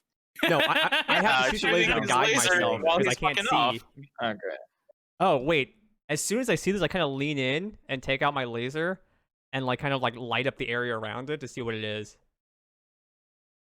When you are just using it as a light, there's nothing particularly crazy about it. It's just rocks. So how do I see the geometric like patterns? When you are shooting the rocks. Oh, okay, so I shoot the rock then. I scientific Alright, method myself that I need. All right. So when you were using your laser as a flashlight, nothing really jumped out at you. But when you make it go back into a bolt thrower, in the darkness, after the bolt dissipates, it goes in. Red light fills the room. There are geometric cracks where usually there would just be like a sufficient of light. There is very clearly like almost like circuit board looking things where you shoot. So as soon as I see circuit boards, I made the connection. I start digging around to see where this will lead. Like where does the light like kind of move? You're weak. I have a laser. You are a weakling, I have a laser. ma'am. I have a laser. You keep lasering. The pattern still keeps going, but it doesn't look like it's giving you as much leeway as you'd like. It like cuts in through like maybe half or a quarter of an inch each time you laser it, and there's a reload recoil time for the laser. I bunny hop as I reload. So wait, are you saying basically it's just impenetrable? It's penetrable. It's just gonna take you forever. How long is forever? A long time. Okay. I mean, you're gonna if you don't know how far this goes, but to get through any appreciable number of rocks, it would probably take an hour or two, and you don't know how long your So what I'm duty gonna is do- going to be here. I'm gonna make a mental note of where this is, and I'm gonna search around the area for anywhere that could lead to a different spot that I could possibly. I'll do further. Remember, this is a very fresh mine. Like this is just one of the small shafts that you're going into. There's basically a few more other small shafts. There's nothing that leads deeper into this. There's other shafts, but there's nothing leading deeper in. Can I start digging around the structure? Yes, but again, it just takes you long because you're not really given a high energy anything. I can get the other. Maybe that's a good idea. You can tell them it's something valuable, maybe? Some shit. They'll Huh. think of. I start walking out and acting like I'm working as I'm walking out. Like as I come out, I kind of like wipe my head like I'm sweating a lot. Oh man, that big hole inside. Hopefully someone gets it, I say out loud. 3 of them in ear distance. I keep picking away. Do I know The Coleman's, only like- person who might care, SG4 isn't too materialistically inclined, is he? Or I is mean, he? he didn't say anything about materials. He literally said that big hole. I hope someone the gets hall. it. I was like, okay, whatever, dude. And I No. I assume that said the he big said hall. hall as an Yeah, HAU. Oh. Yeah. Is that what you meant, Michael, or is it HOLE? Hall, like HAUL, like hole. Okay, hole. yeah, hall as in like hall. Okay, so there's Okay. apparently something valuable. Does Ah. anybody care other than the quite obvious cobalt? Yeah, I say I try to lie, but I'm very bad at lying. They say that big shiny diamond down there must be very valuable. I wonder if someone can help me. I'm doing that. Roll on a purpose, by the way. deception, Kachi. Roll for insight. No, I'm doing bad Can I- RP on can I purpose because my also character's roll for really bad insight? RP. Yeah. Everybody who cares Okay. about this, roll for insight. Michael, roll for deception. I do not. There you go. Good. So you stay true, Yeah. man. Do I get my insight? You mean inspiration? Inspiration. There you go. Yeah, sure. I don't care. So both of you I have rolled an a inspiration. I rolled a 6. Okay, so you probably gonna I believe you. SG4. What's your Oh. insight? 11. He also believes me. 11. 11. What was your deception, Michael? 12. I'm bad at it, but I somehow succeeded. Let's go. All right. Okay. So for Kiachi, you completely believe it. Wow, a big ass diamond. SG4, you're like, you think that she thinks she found a big haul. It's probably nothing, but for this human, whatever it is in her warped brain that seems valuable, it's probably that. I also Yeah. say maybe we bring this back. They'll give us some time off. Our sentence pretty big. Laser can't penetrate it, so it must be something big. I thought you said diamond. A diamond can't. A diamond can't be penetrated by a laser, little thun. Not very smart, are you? I say in the most condescending way possible without actually noticing. Condescending. Kachi just walks past Maze towards where he assumes that she came from. Yeah, I think SG4 just again. I follow behind just Kachi starts because walking past him. If they're walking over there, out of Better be a fucking curiosity, I would diamond. just walk with them. Yeah. I mean, SG4 maybe they need starts help. over. So Yeah. So you see the whole group starting to converge onto the thing that Michael. yeah, we go into the or Maze hole. is showing. Maze It's whispers. dark, and all three of us have dark vision, so we see clearly what it is. While Maze just saw some weird circuits, we see what it really is. Yes, the three of you guys do see a conspicuous lack of a diamond, but there are very geometrical lines on the surface of this rock that probably, well, you really wouldn't put it past Maze to do, but probably not in the space of time that Maze went into the hole. Oh, well, this is curious. Do you think Yeah. someone left it Diamond. in here? I think SG4 looks over at Maze and is like, I can't see, by the way. Interesting time. You just hear the voice coming out of the It's like- darkness towards you. I'm looking Interesting around the dark, diamonds I'm they like, grow down here, huh? I can't quite see You anything. don't think it's a I thought it was a diamond, diamond. It was they quite thought. hard. Shiny. Ah, I want to In go any up and case- touch it. I strike it with my pickaxe as I start Oh. to try to get it the fuck out of here, whatever it is. yeah. I'll do it too. If you, all right, give me a athletics or a strength, whatever is closest. Okay. I'll help him. So can you roll with advantage if I help him? out? Yeah, sure. Athletics. I don't know how to do, or should I Go, do? go strength or to athletics? skills. Yeah, I know. Go I to know how to do skills. that. Yeah. Okay. Let's just do athletics. Ugh, not great. You get another roll because I'm helping you out. Oh, sure. Yeah, the you two big dudes are like striking, and well, Wait, can I do 23 is strength striking. or? Hmm? Can I do strength or do I have to do athletics? I would think that they're the same for you if you didn't do Athletics alright. would be better because it gives you proficiency. Doesn't matter. Oof. Yeah. I don't think I have proficiency. It's +0 on my rolls. Your so- strength I modifier can is roll added for to it. your athletics. So it would technically be higher than. Okay. Okay, so what'd you roll? An 8 and a 7, so not great. Jesus. Okay. You strike it, but here's the thing. You're not that weak. Not really. And it's conspicuous that as you strike it, there does seem to be some give in the cracks, like the geometric signs. You see it wiggle. There's a little bit of a space before they shift back into place. This rock shouldn't be that hard. That is a failure though, but this rock shouldn't be that hard. I mean, can I just take 20? I mean, we're here. I'm just gonna keep bashing away at it, especially now that I see that it's a thing. Well, actually, it might be a living thing, so now I want to bash around it. Since I saw it move, I'm like, oh, wait a second. You guys don't have that much time. But Wait, what? Yeah, like maybe. We don't have Well, 20 you guys minutes. don't have that much time. We actually don't Yeah, know it's how not much like they time we just have. leave us down Wait, here. Yeah, so- exactly. So So he drops I us here thought for you had a 30 whole minutes. day kind of thing. I He start drops us cutting here for around 30 it. minutes and then leaves. You guys know that you have an hour or two, but you don't know whether you will be in this mine the whole time. So you can't take too much time. with Wait, it. pause. Okay. So they every Uh, 30 minutes to an hour they move us to a different mine.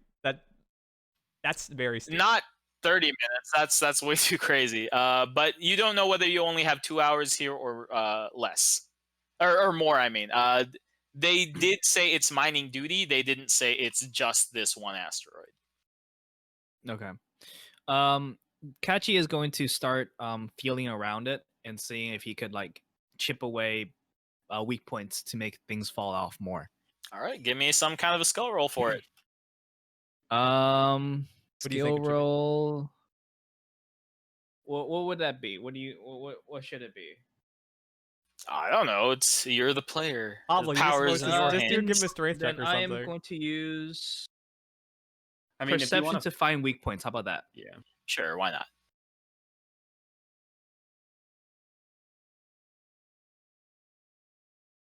Oof. 11. Rolls tonight, guys. Not good. No, every spot that you're hitting seems to be just as hard or soft, depending on your as the last part that you hit. Okay. Speaking Alright. of which, I should be keeping We're track of getting these. nowhere with this. I think for a second. Do I have any read anything about something that's similar to this? Like I'm brain blasting You right can now. you can look in your history. You brain blast yourself. See if Do you you want me to roll a can. history check? I'll roll a history check. Is that what you're asking me, Pablo? To roll a history check? Yeah, if you're just trying to think of what you might have seen 25. in Oh Hmm? wow. a what? Noise. A natural 20. 25. Oh, there you go. All right. Pulling up the history of the Warden's Fist, you do remember that this was a Modron planet, and you guys are farming out a Modron chunk of that planet. This could be possibly a giant Modron dormant. Do I know what Modron make? Like, did they travel in ships, or what were their armaments like their technology? They had very advanced technology, even for Star Wars, Star Trek-y setting. Do we Okay. all know what Modrons are here? Or do we need to roll? So, No. well, you would need to roll to see how much about Modrons you know. You know about Modrons, but we'll see how much you actually like paid attention to when people were talking about Modrons in front of you. So roll what? Hawthorne would know about him. Michael would know about him. Kyachi, you would have to hear somebody say Modron for you to start making that He connection. probably thinks it's some kind of cookie. But 23 can make a roll. 23 can make a roll. History roll or History, religion. I mean, those are any knowledge-based stat. Oof, terrible rolls. Just a 7. Guys, you're killing me over here. All right. do I You should let us know? roll for real. Do I know what was the whole like shtick of Modron? Like Modrons? Like what was their thing? Like time, energy, like fire, like holy, like radiant, like stuff like that. Like what was their power source? Oh, from what you remember, most of it was just force. They had maybe a little bit of a light bent going into them, but they were like masters of force energy. Okay, anything from my roll, would I have any inclinations on whether this thing is alive or not? Did you hear Michael? Did you hear Maze say anything about Modrons at all? Was that something you said out loud, Michael? No, I thought of it. You thought of it? No, Yeah. you're just looking at this pattern, going, "This should be something." I Don't wish use I knew your what it was. don't use your character voice if you're saying stuff in your head. It makes Well- it think like you're saying it out loud. Well, that's how my character talks in your head, Okay. though. Since Anyway. I can see this with my dark vision, can I roll a perception check and see if I can figure out its Modron make? No, no, Probably not a perception check because it's you already see it. Something different. I just tell everyone. Like I start talking. I start Investigation. thinking out loud. There you go. Yeah, Okay. roll an investigation on the Modron mass. Who? Well, Maze just said that she'll start talking about it. So Okay, no, but you're still looking at it and Okay, investigating yeah. it, so you know, Okay. might as well follow through with that. Yoink. Jesus. Another 7. We're doing good. We're doing good, guys. The roll Jesus. is killing me. Oh my god, this bar is set so low, by the way. We're looking at it. We don't really care about Pablo. what is this a computer rock. Pablo, I know that Modrons use force energy, and I know my weapon is force compatible. So in my mind, I'm like, I need to amplify this signal somehow. So I start tinkering with it as much as I can to see if I can like reflect it off like a sliver of like a piece of glass or something, or anything I can do. All right, you need to start doing sleight of hand because that is some tampering with government property. Is that investigation I or would- sleight of hand? Can I Sleight make of a hand. perception check to see if I notice her doing this? You what now? 19. Can I make a perception check to see if I notice her doing this? Yeah, you totally do. What I'm saying is, She's doing it in the cave, right? Like in low light. We would just be able to see her. Yeah, And I feel like it would be. when I say that the maze has to finesse it, I mean with the item itself. Nobody's like Yeah, around. yeah. There's no guard like looking. If, yeah, if I'm not- you just well, look, you see. I'm not hiding it. I was But- just saying that because then Safeguard would look over and be like, What are you doing? Obviously, Modrons are powered by force energy, and the weapon I was given uses force energy. Now, if you put two together, it means we have to use force energy. It's to simplify it for you, obviously, as I'm tampering with in the dark. By the way, Sure. I'm doing this completely blind. I'm just muscle memory. yeah, that's why It Safeguard reacts would to be force like, then, does it? I kind of Do you say need that out some loud. help? Do you need some help seeing anything there, no, Maze? Here, as you say that, by the way, you hear some clicks and clacks and Maze slamming the thing down. Maze is obviously finished. No, Oh, I'm well, perfectly I was fine, gonna thank say you. before that, I just do arms of the astral self and bring out force arms, and then just try to investigate. Wait, with it. can we use that's magic? smart, Wait, so we can Mr. use magic Smarty. now, right? Hmm? No we- one said we couldn't. Wait, so we can use magic now? We're not force tampered? Here's the thing. Key ain't magic, boy. Yeah. That's my natural energies. Wait, so that's This is a major oversight of the prison system. Everybody else has had their shit basically tampered with, except for 23. Well, there you go. what is I literally just as I see Maze working on this thing, and as soon as she explains the idea behind using force, I'm like, oh, force, that's magical energy. And I just sit down and I like bring out 4 fucking arms. And then I use the arms and I put the arms on the rock to see if I can sense anything. All right. So monk stuff like this isn't very common. Maybe SG4 knows about it. Michael certainly wouldn't, and Kiachi, Wait, why I'll give you the benefit of the doubt. You can roll a history on it. If you roll more than the 15, like somewhere in your travels, you've seen this shit happen. Wait. Why wouldn't I know about this? Maze would know about everything. This is mystical, dumb, Doctor Strange bullshit. I have high Also, wait, Donovan, I'm wait. assuming like arms of the astral. What's up? I just want to tell 11. Pablo, my character is Oh, you also don't know what it is. Pablo. My character is also proficient in religion, by the way. Right, but this is side religion bullshit. Like, mainline religion, if this is this isn't the kind of religion that you would be Fine. looking for. Fine. Now SG4, however, is studying religion as his only deal. Like, you're studying religion in a base of like, I need to study everything so I can get my signal knowledge in. You're not going to be going for the nuances. SG4 is completely a cleric. He would know, oh yeah, the astral monks of Bogazaba. He'd know shit like that. So roll something if you want to know what these are. If you're okay with just not knowing, that's okay too, SG4. no, I'll roll something. I'll roll a religion. Somebody. Can you guys hear a car alarm? No. Yeah. I'll Yeah. mute myself. Yeah. Wait, can you? Sorry for my neighbors. I It's can fine, now. it's fine. Let's just play When you through said it. something That's about your it. thinking noise. It's just a car alarm going off in my brain. That's how dumb I am. All right. Yeah, I'll roll a religion real quick. We'll see if I get an okay roll once tonight. Nope. 11. So close. Guys, you are all right. Okay. Why are you all so bad at this?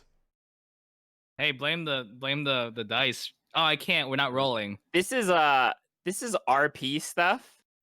You know what? Never mind. Forget it. All right.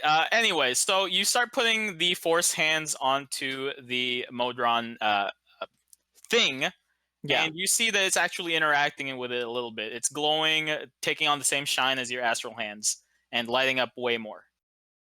Okay. Oh, Can I? do it more? I'm gonna roll investigation to see if I can figure out anything through interacting with it. I'm prepping Is to that blast cool? this, by the way. Just a heads up. Okay. Okay. Let's roll it. There Oh, we go.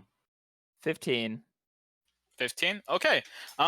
You see that it's actually some sort of puzzle. Not like oh, take it easy, guys. This is not a D&D puzzle. We're saying, like, you know, in world it's a puzzle for you. And it seems like there are certain circular symbols within the lines that seem to shine more than others, and there seems to be 5 of them. I look back at Maze. Maze, you seem quite good at puzzles. Perhaps you could help me out. I do that kind of as a way to suggest that there's a way that we can figure this out or interact with it that doesn't involve destroying it. So that's kind of like a way to distract Maze into being like, "Yo, come and help me figure this out." Can I insight him to see if that's as- what he's saying? That's what he's actually trying to say to me? How obtuse are you being here, 23? I mean, like, No, I'm not being obtuse. It's just like right now he's like trying to fiddle with this pickaxe to like, yo, let me try to get this thing to join. I'm like, Look, yo, come and help me out real quick. Maze, it would just have to be your paranoia that's messing you up, but this seems like a pretty straightforward, hey, like, let's help each other out. Okay, so my sleight of hand was 19, by the way, so I'm jerry-rigged. This has been jerry-rigged, successfully jerry-rigged, right? Yes. So what happened was you set it the furthest it can go without tripping any. So here's the thing. You actually are smart enough to see a lot of the security system things in a lot of the equipment. You're just not, well, you are smart enough to disable them. You just don't have any of the tools available for you to disable them. But you do know, like, once you look at something, how far it can be pushed. And you push it, like, to its maximum. So this is about as where it used to be just like a really hard punch. Now, if it was hitting something organic and spongy, maybe it could break a bone. I So tell it's everyone, way stronger, and it's way stronger to inorganic matter too. I say, everyone, please stand back. I have to test this. I just fire it off in a random direction. What random direction? Random as in it could hit any one of us? No, away from the party. You're like, please stand back as I close my eyes and fire my gun. All right. Okay. Scared through I 60. am going Close to my roll a eyes. d4 just to see where this No, stray no, shot. no, Hey, Pablo, God Pablo, damn it, Pablo, dude. Pablo, I know where they are. They're talking. I have a general idea of where they are. I would not point it at them. What the? No, don't worry. It's just cardinal directions, guys. A low roll does not mean that you all die. You fire it, and it fires outside the shaft and now onto you're a gonna get wall on the other hard. side. Dude, rocks fall, dude. Rocks fall. Everybody dies. Rocks do fall close to the entrance, and you see it's not completely blocked off, but like this thing is now packing a lot more power. Interesting. Yes, 23. I will come over there and assist you. 1 second. I haul it over. and I try not- Kachi jumps off of the wall, and he's going to go towards the entrance to make sure, like, people aren't coming over ish. It doesn't look like anyone's coming over right now. Yeah, just you hear echoing through the caves, whatever the whatever the equivalent of Carly Rae Jepsen's "Hey, I Just Met You and This Is Crazy" crossed over with Linkin Park's "Breaking the Habit," like echoing. Oh, over the wall. nice. Oof. This guy has such Oof. bad music taste. I can't not stop thinking about Kachi is that. bobbing his head as he trots back. Okay, so I walk over to the symbols. There are 5 circles, right? Mm-hmm. How many arms do you have, Donovan? I see these, like, the flash of the red light lets me see, like, these ash. Are they glowing? They should be. Yeah, they Yes, do. while Donovan is touching them with one of his hands, a majority of them are glowing. 23. How many of those do you have? You know, the spell itself, I don't think it actually specifies. It just says arms. So You should only have 2, I think. I thought it was Yeah? 4. I think so. I don't see 4? where it says that. But I mean, Anyway, there are 5 I don't know. circles, I guess right? you got to make a call. It feels like it's 2. It feels like you just have 2 extra force Okay. arms. I'm you know, if somebody can double check that, that's fine. But from doing that my right now. memory, it's 2. Okay, so 2 more. Yeah, So there including are, my normal arms. So 4 in so there are 5 circles, you say? total. Mm-hmm. What is that? No, 5 that I could see. Oh, okay. A bit snooty, but no. Okay. Try hitting one of them with your arm. Sure. By hit, I do like a tap. That's not what it means. And you hear a sonorous bell. Dong, Then I Hmm. tap again in a different spot. Do I hear a different note? Yep, it's a different note. Perhaps it's a musical thing. That's what I say to Maze. Modrons aren't known Play for Calchek's music. song. Do I know if Modrons are Have you known ever- for That their... might help. Sorry, go ahead. Okay, nothing? I just say, have you ever met a Modron before? I've read about them. I think they're not very musical beings. Their bodies aren't made for playing instruments, as far as I know. They're like little circle people with like stubby arms. And it's very similar to the little one over there, but a bit less mouthy. So there are 5 circles. Why don't you... How far are they away apart from each other? A ways away, like about if they're going diagonally from each other, they're like 5 to 6 feet apart. Oh, And so you then if you're going from like around wise, they're like 2 or 3. I'm sure that the geometry might not be the best, but like the furthest from each other, like 5 or 6 apart, the closest to one another, 2 or 3. I take out my ricocheting arrow and I aim it perfectly to hit all 5 of them at this. No, I'm kidding. I want you to tap all 5 of them as quick as possible. 23. I do it. You do hear the notes again, and it seems like there's some sort of rumbling, but you Again. don't know whether that's from you like just tapping it and the notes, or whether it's like something's happening. Is there a certain chord progression, or when I do that, is it random? Can I make it?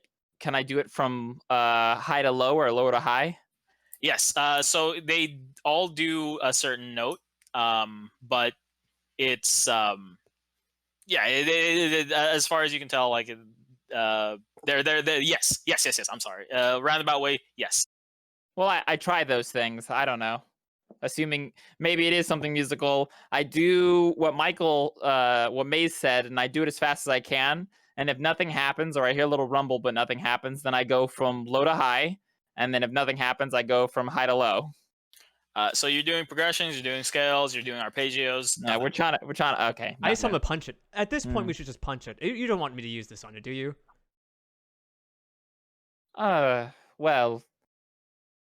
I have a question. I suppose you can try. I get up and I let you have at it.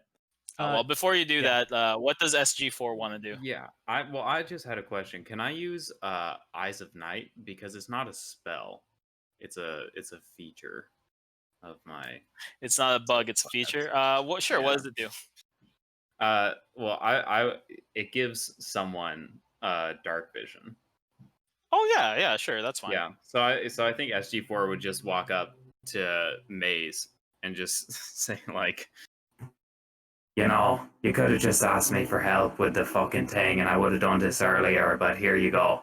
and sort of taps her on the shoulder, and you can see in the dark now. Ah, much better. Yeah, I'm still just gonna. I tell 23. If you want. Back away. No. I back away to no. let you just have at it. No, punch it first. Don't let me shoot it first. Let's go on scale of damage here. You're tapping it. Now you're gonna punch it, and then I'll shoot it. All right. Well, pretty confident that this thing is not alive, that it's some type of machine, and that it doesn't have a soul.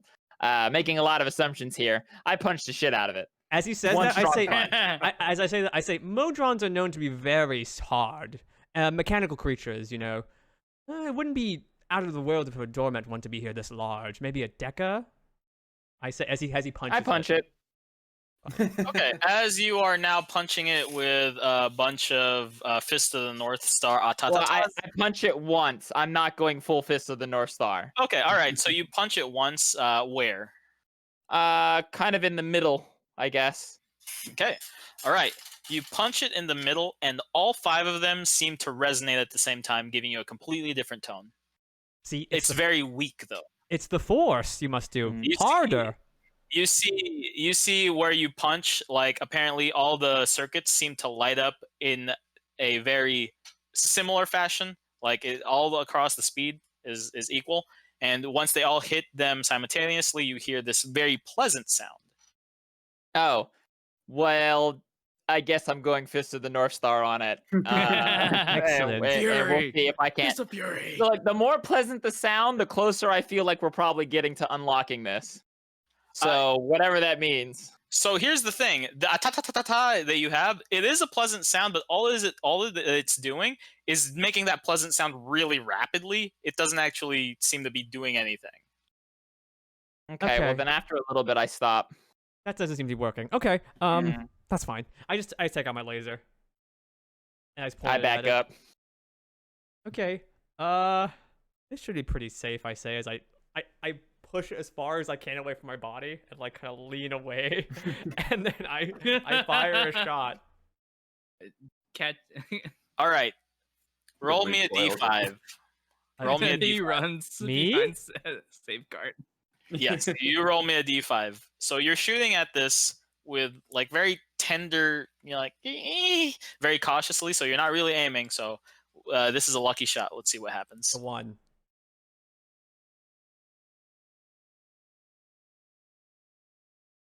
God, you guys suck. 1 second. What do you mean? I was still aiming. That doesn't mean no. If I shoot gingerly, it doesn't mean I'm not aiming. Right, Hey, no, but does like this, you have a lot less control than if you were like, I'm gonna sharpshoot. But because right now you're like, this is a bomb. I'm gonna like that. It's not as controlled. Don't worry though, it's not a real failure. It's just you rolled low of the possibilities of rolling. So you do that, and you aim a little bit wild, not too wild, but only. So basically, you hit around where just one side is. The epicenter is a lot more delayed. Like the lights seem to take longer to go to the other side, of course, because it's not the straight center punch that 23 was doing. But the 2 that was closest to it, they're almost near simultaneous.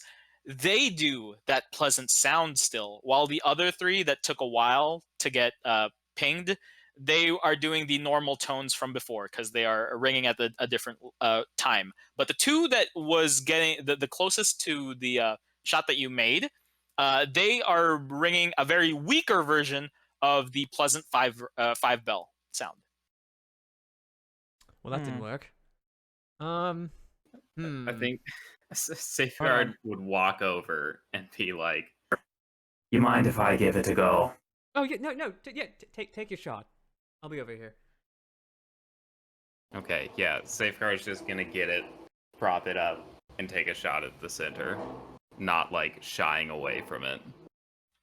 Okay. As you do that, bang, it goes through, and you see a ripple, and there's more light shining, and the lights are now blinking.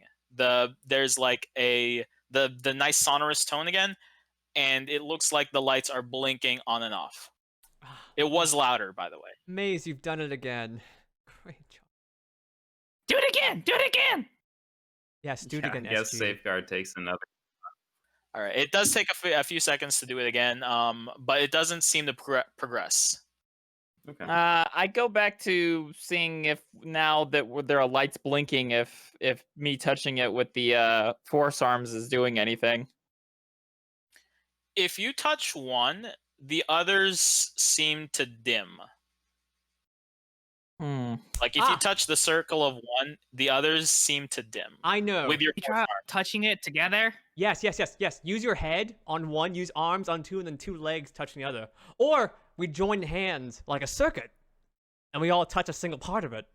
Is it reacting to non-force things? I mean, I guess when May says that, It I does don't not. think it's going to react to non-force things.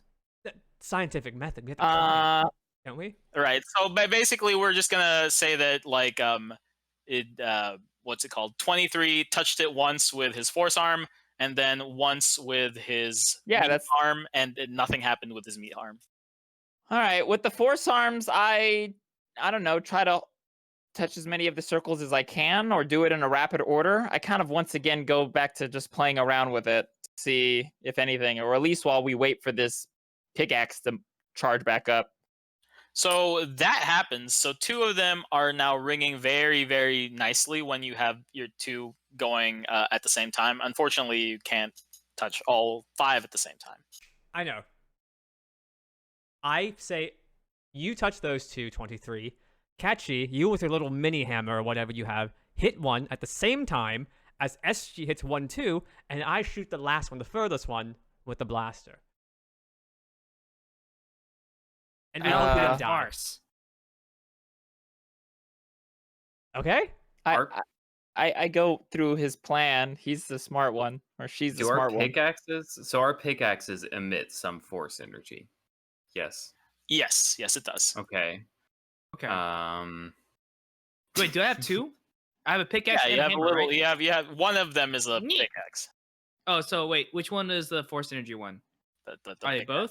The A pickaxe. pickaxe? Okay. Okay, everyone stay at I their think positions.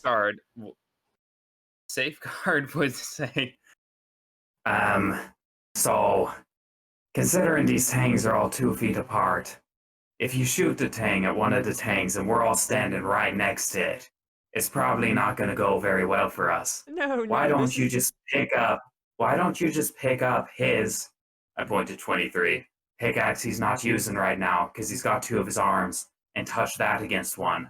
Well, Kachi and I touch our pickaxes against the others. No, you're right. I just with that suggestion, That seems a lot safer. I just take the pickaxe. I still have 2 open hands, so with 2 arms, I'm holding 2 of them. With the pickaxe, I hold the last one, and now I'm just waiting for Safeguard and Kachi to do the last 2. On the count of 3, I do it. count it down. I'm doing it already. I'm waiting on them. Wait, that's okay. All right. As you, all 5 of you, or 4 of you, or no, yeah, 3 of us. That's 3 of you guys, and May's watching. Touch all 5 points with force energy enabled tools.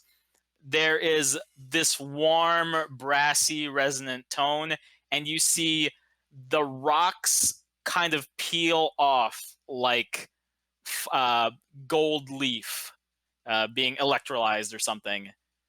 And you see this gleaming giant eyeball just staring at you. And that's where we take our break for 5 minutes. And we're back.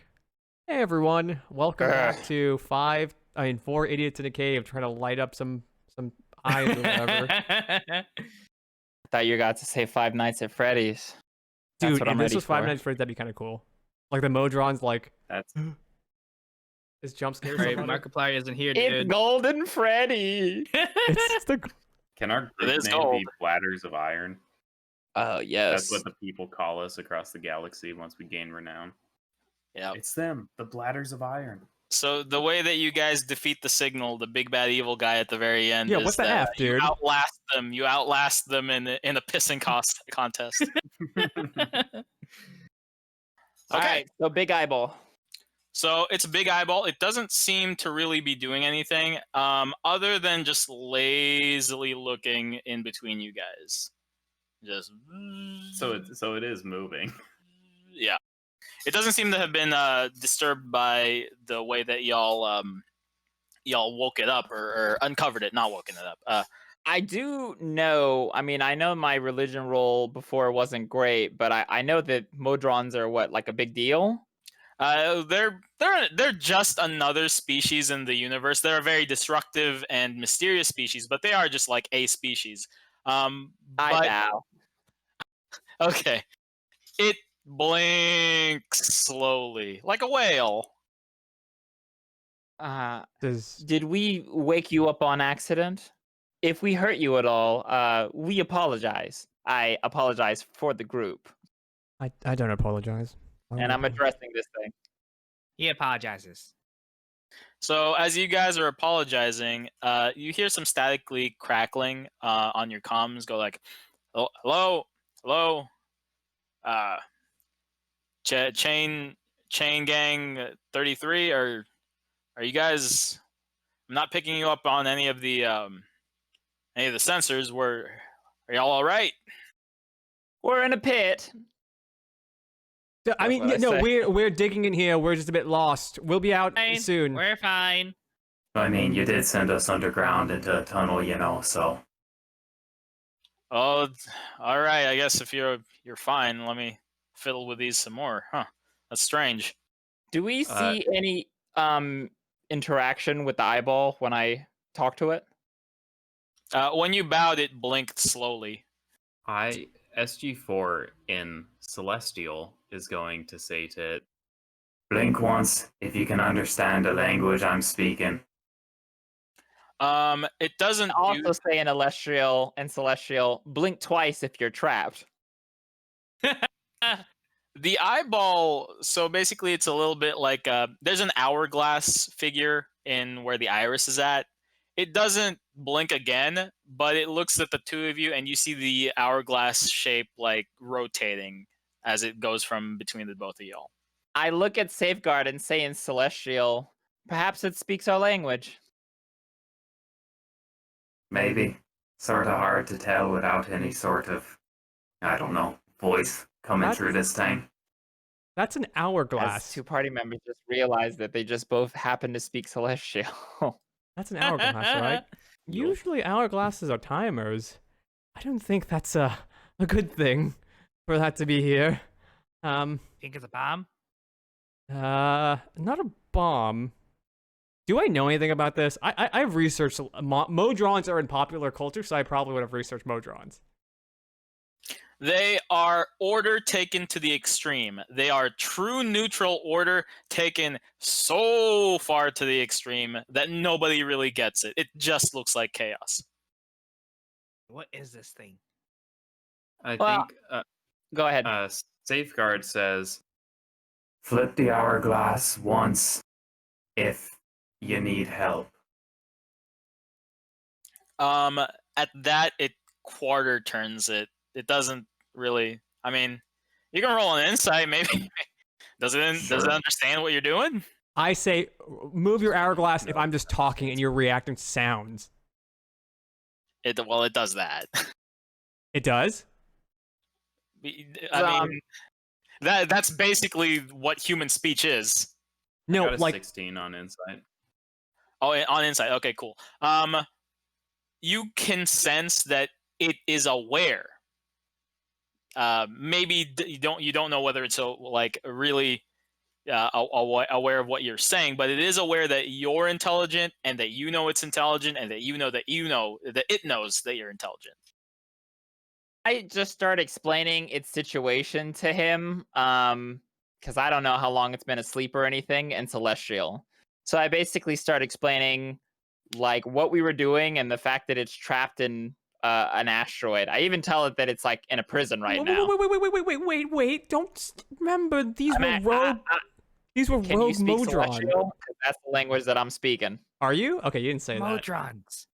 Yeah, But- yeah. No, I'm speaking in Celestial because it reacted the most to that language. So Well, as you speak, I'm just okay. Yeah. jibber jabbering on. I do say, please remember, compatriots, that these were rogue Modron that were going to decimate an entire star system. If you remember that, just be wary. Are these dangerous? Shown us any sign of aggression. I don't see any reason why we shouldn't trust it. I mean, For people who have a 12 or higher in wisdom, there seems to be a gentleness coming from this Modron giant. It's a nice. It's a nice. so it's a nice boy.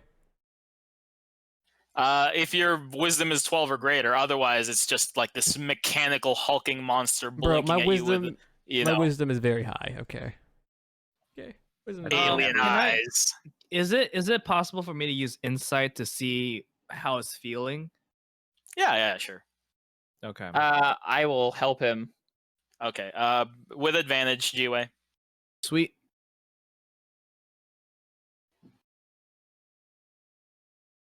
$16. 16. It's happy. Oh. Hey guys. I think it's happy? I get like a happy feel from it. It's Well, a that's Indeed. good. If I just learned how to see again after who knows how long, I'd probably be pretty psyched about it too. So it's just a giant Well- eye in the wall. It seems like there's more to it, but Okay. that's as far as you guys can Start digging it out. uncover. Boys.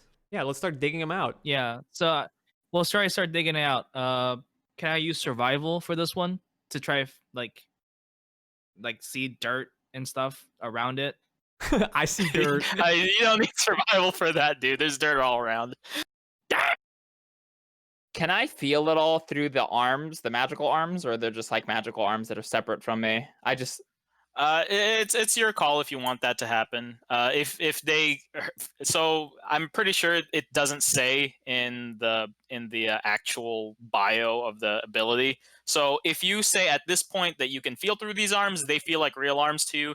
If you say that there's just like an extension that they, phantom sensey, then they don't. But if feel like these I arms are damaged, you feel pain. Yeah, I'm fine with that. I put my arm not on the eyeball, but off to the side to see if I could get anything out of like touching the Modron. It looks at you and it looks at SG4 again. I look over at SG4. Maybe he understands something. I think SG4 just kind of shrugs and is like, I mean, I think it might understand Celestial or some of it, but I don't really know where we go from here. Well, I start Well- blasting. I start blasting around to free it. Like we're wasting time. We're not doing anything. We're just trying to figure it out. I look Sketch is around. doing the same thing. It seems like As oh, we don't have enough time to dig it out, right? right. So here's what happens in succession. As you guys are talking and you're blasting, the parts that you're blasting, it seems as though the period where it was allowing its surroundings to be damaged has gone. There's a hexagonal grid, a little bit like the one that used to mute you wherever you shoot. So you see it's actively force fielding itself.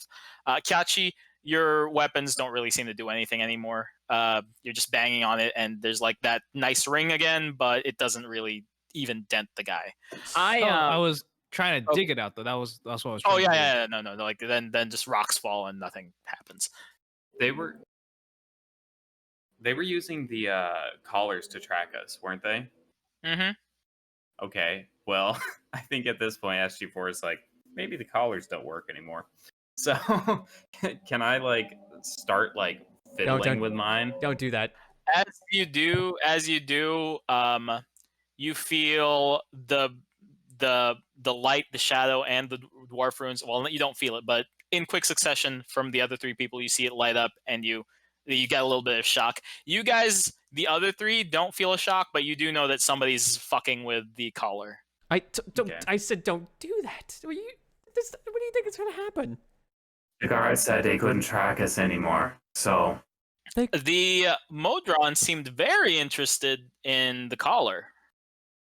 Like its hourglass iris seemed to like grow a little when it sees the three things happen. Him in pain? Well, Yes. All right, we gotta beat up the robot. beat up the robot. Oh no, we shouldn't do anything like that. I honestly think that we should just leave. I mean, we woke Oh. it up. Seems like we did a good thing. I don't know how else we could help it. I don't actually even know if it needs help. Well, it All reacts to the right. caller. As you were speaking, as you are talking about, but yeah. So known information. It seems to react to something that happened to SG4.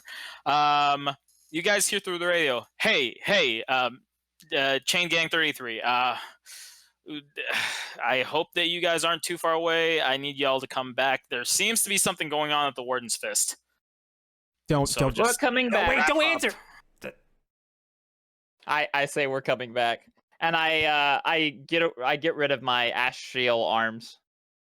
I think SG4 looks around and he's like, Well, I certainly bet that whatever's going on has absolutely nothing to do with anything we did down here, so shouldn't have anything to worry about. Why would it? I feel I like this bow is such a. to the Modron. Hopefully, we helped you in some kind of way. I feel like this is so Goodbye. cool. We woke it up to be Absolutely. trapped forever here. What the? What? Aren't you I supposed to be a pat the good eye guy? and I follow Well, we 23. can always come back tomorrow, but we have to leave for now. No, we can't. We're prisoners. They're not going to send us down the same hole. Well, we could let the guards know, and perhaps they'll come and help it. Yes, the guards who are prisoners will come free a Modron that used a super weapon to kill. That makes a lot of sense. Well, what do you think that we should do? First off, don't go jumping off to telling our guards that we're here. We can just be quiet and just stay low. He couldn't track us, obviously. I mean, but we're trapped on this asteroid, and they all saw us walk into this hole. Yes, and Wouldn't they can... just come after us? Yeah, and if they come after us, we would still have time to still be here and not work like, mine and possibly be in danger. We can just hang out here until they come here and pick us up. I feel like there's a lot of non-thinking here. while this conversation is happening, SG4 is just gonna walk up to the thing and like tap his collar. Maybe not like he's not trying to like fuck with it, but just to get it to like light up or whatever. And he's gonna say to the eye, You got any sort of fucking magical way to get this thing off of me? Or It seems way more interested in you now the closer you get. I look over at SG to see if it's gonna do anything. Try to rip it off. But don't rip it off. Act like you're ripping it off, but don't do it all the way. You're not gonna do that, right? well, I mean, it's gonna hurt me quite a bit, and it might hurt that's you fine. too. So That's fine. SG4 looks to the other I other wouldn't people. do that. There's a chance that you could die. That's what I say. That's a pretty... Yeah, that's a bad idea. Okay, if You they're not know, gonna do it... I mean, if I die doing it, we all die doing it. No, that's so, what I'm saying. I'm more just bringing concerned that about up. your safety. That's why I'm saying do I it. honestly don't.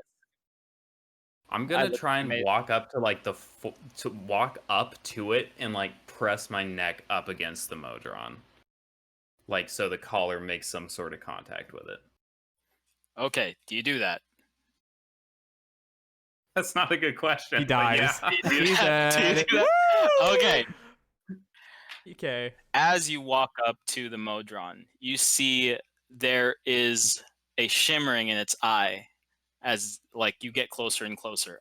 You've already started your momentum, so you can't really react to this strange thing that's happening. The hourglass seems to be splitting apart more and more, and it's becoming more of like a square or circular shape. And as your neck or your shoulder touches the Modron, not your collar, your shoulder touches the Modron, there is a flash of light that temporarily blinds Kyachi. Specifically. Got you.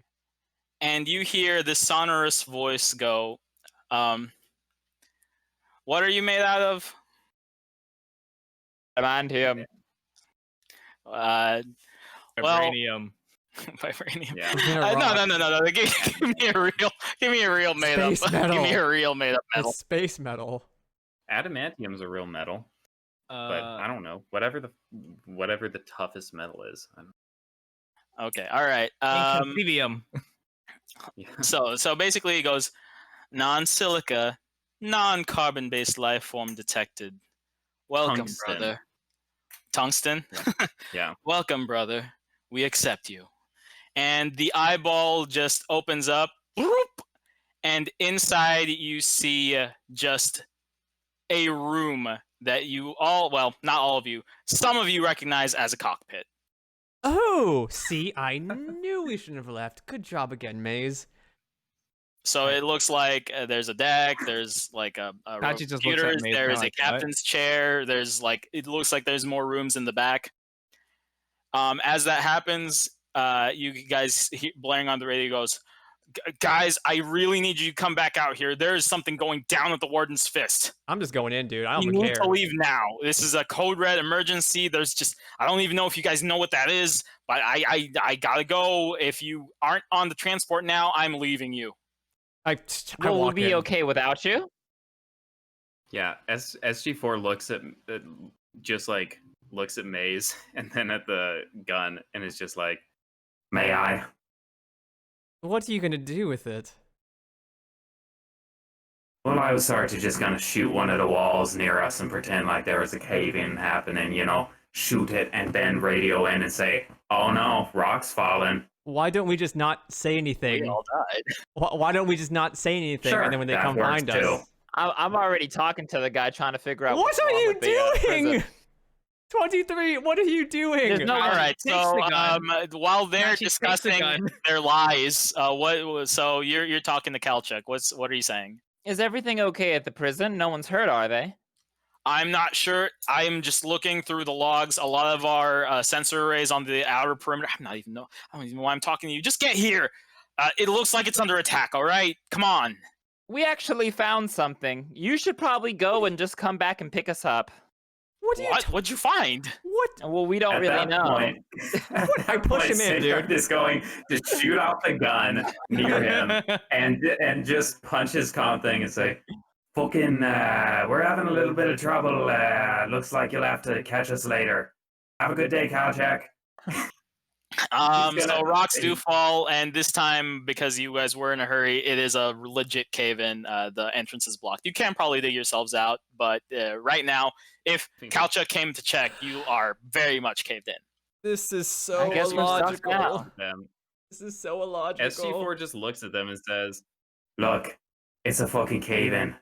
This gun is made for clearing cave-ins. Alright, we just shoot the gun more at the rocks if we need to get out of here. It's not that fucking hard. Let's go into the cockpit and see what's up. And he's gonna walk in. I walk in Yeah. as well. This Follow is, it. Follows SG.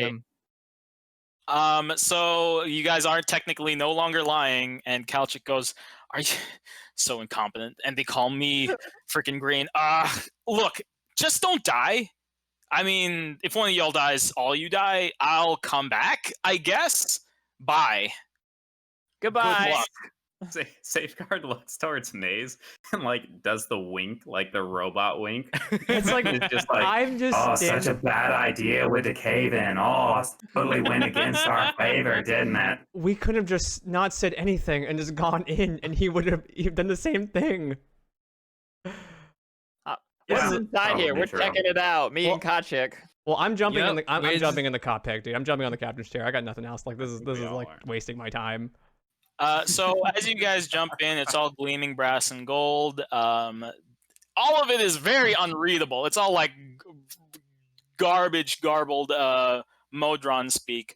If you guys look behind you, there is a doorway, but above that doorway, there's like a little balcony, and there is this giant 5-armed, dead-looking Modron. That is not dangerous. better at all. or short Like a prayer. giant starfish, just like a giant starfish just hanging off to the side. I utter a short prayer. I go and I I tap look it. around the I look around the space for anything that can be useful. Weapons, supplies, a manual of some kind. I searched the Anything. Modron itself to see if it had anything on it or what it even would have. As you're doing that, nothing happens. I look around with my high Alright. intelligence for a start button or something, or a start rune or some bullshit. Is there a rune that's just there on in is- here? I start touching everything. Yeah, no. There's bunches of runes, and given enough time, you probably could decipher some sort of language. You just don't have that much time. Yeah, I just start Are tapping they- the Or you ones that have look the least- eternity here. Yeah, I start tapping the ones Oh, that look hey. least dangerous. Hey, since you're None the of one them seem to be working. I point at safeguards. Like, since you're the one who activated, why don't you try sitting in the chair? And I point at the dead starfish. All right. Oh, the starfish is completely different from the captain's chair. Like the captain. Oh, okay. I point at the captain's chair then. Yeah. Is it common knowledge to us that like you need magic to fly advanced spaceships? Is that common knowledge for us? Oh no, it's meta. No, it's not common knowledge. So yeah, Okay, that's then meta. Safeguard would. Yeah, then Safeguard would nod. He would just sit in the chair, and unless something happens, he would look towards Maze and say, Do you have any idea how we can get these fucking collars off? Because they're really killing our vibe right now if we want to get out of here. So before you sit on the chair, there is a dusty-looking helmet there. It looks like a cut-off head of a Modron. It's just like a giant Modron eyeball, but you know, I'm not putting that on. there is a something on that chair. I'm not putting that on. You crazy? Let the little one do it. He's an idiot. Do you I'll guys put it like it? on. Did I find anything, by Yeah, the way? I'm just watching I'm just watching Safeguard. Seems like he knows what he's doing. All right. So who's "Does putting the not helmet on? put on the helmet." Safeguard. Yeah, I'll Safeguard put on or- the helmet. Sure. All right. As you put on the helmet, suddenly the world starts disappearing, and you feel like you're underwater. You don't need to breathe, so you don't feel like but you do feel everything is weighing down. Physically, you guys can see him starting to sink back into the chair. And the same sort of lights that had pulsed outwards from the giant Modron eye are now pulsing outwards from the chair. You see things starting to light up, screens lighting up, and then you see this one trace of light go straight towards the dead Modron, and it starts shivering and shaking, and you see this giant clockwork eye just spring open and just looks around and seeing you, and it starts gesticulating wildly and speaking in Modron language. Hawthorne, you're not hearing any of this. You are very much deep into the chair.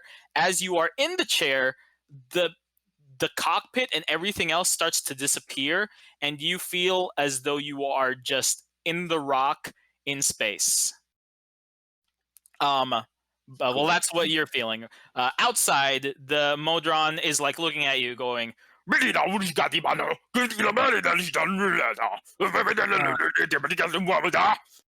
Inside check- hurting you, but it is violently gesticulating all over the place.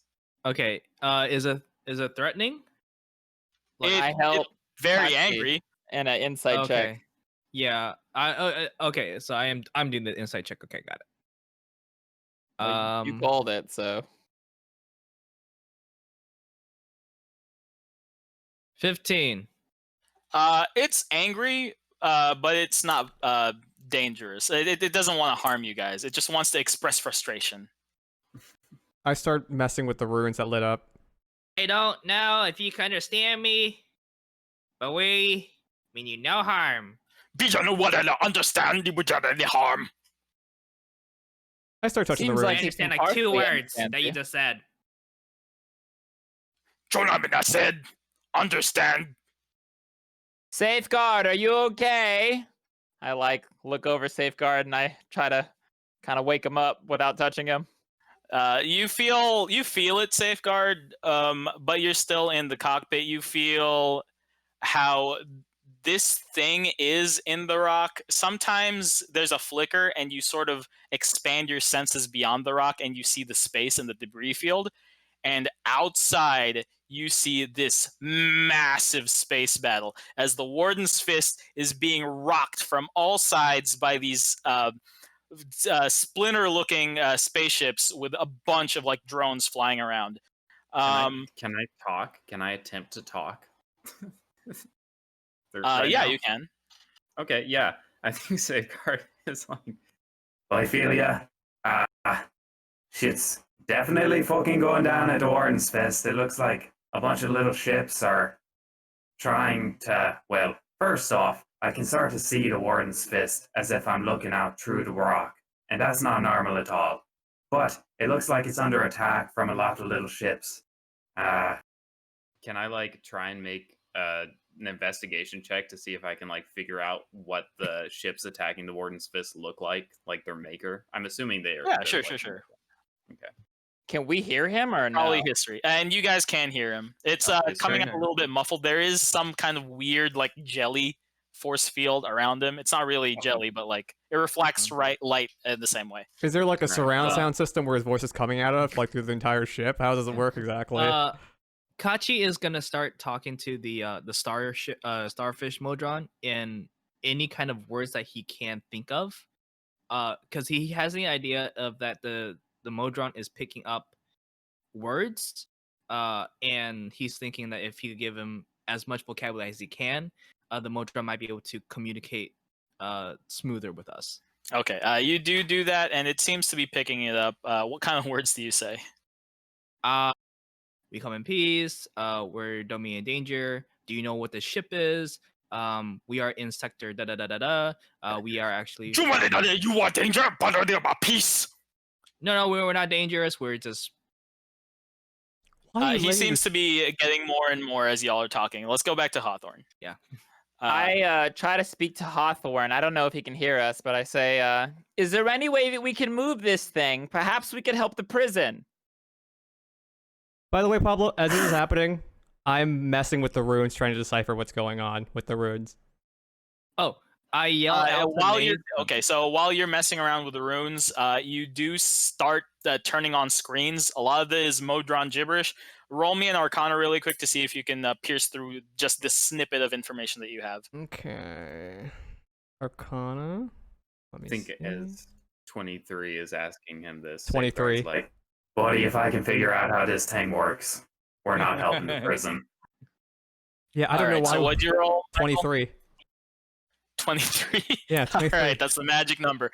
One of the big screens in the front suddenly opens up and shows the battle of the Warden's Fist. It looks very much like the Warden's Fist is losing. There is now a giant battle cruiser coming in and firing just points of red light into the actual fist part of the fist, or the reinforced metal structure of it, and it is starting to slowly slice through. Hawthorne, you said you wanted to do a check to see what kind of battleships they were. yeah, I rolled fucking horribly. I got 9 on my history, so I also 9 rolled. on your history. Well, that's fine. It is not any of the ships that you've met in your life. Well, not in your lifetime, but at least it's not a NAPTA ship. It is not a NAPTA ship. Can I also When I see the battle going on, oh, go ahead. Can I also investigate in that same time what the ships are, since I see in the giant screen now?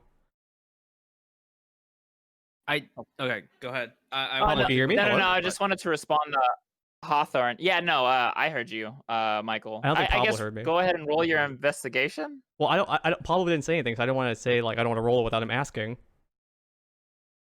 Oh, all right. Here, let's do Donovan's thing first, and then we'll go back. Donovan, G-Way, and then Michael. So that order. As I see the battle, I'll do. Oh, go ahead. Okay, as I see the battle, I look over at Hawthorne, and I mean not Hawthorne. I mean Safeguard, and I kind of say, well, I understand how you might come to that conclusion, but perhaps if we could at least help some people evacuate. I mean, the prison has a lot of innocent people that are there.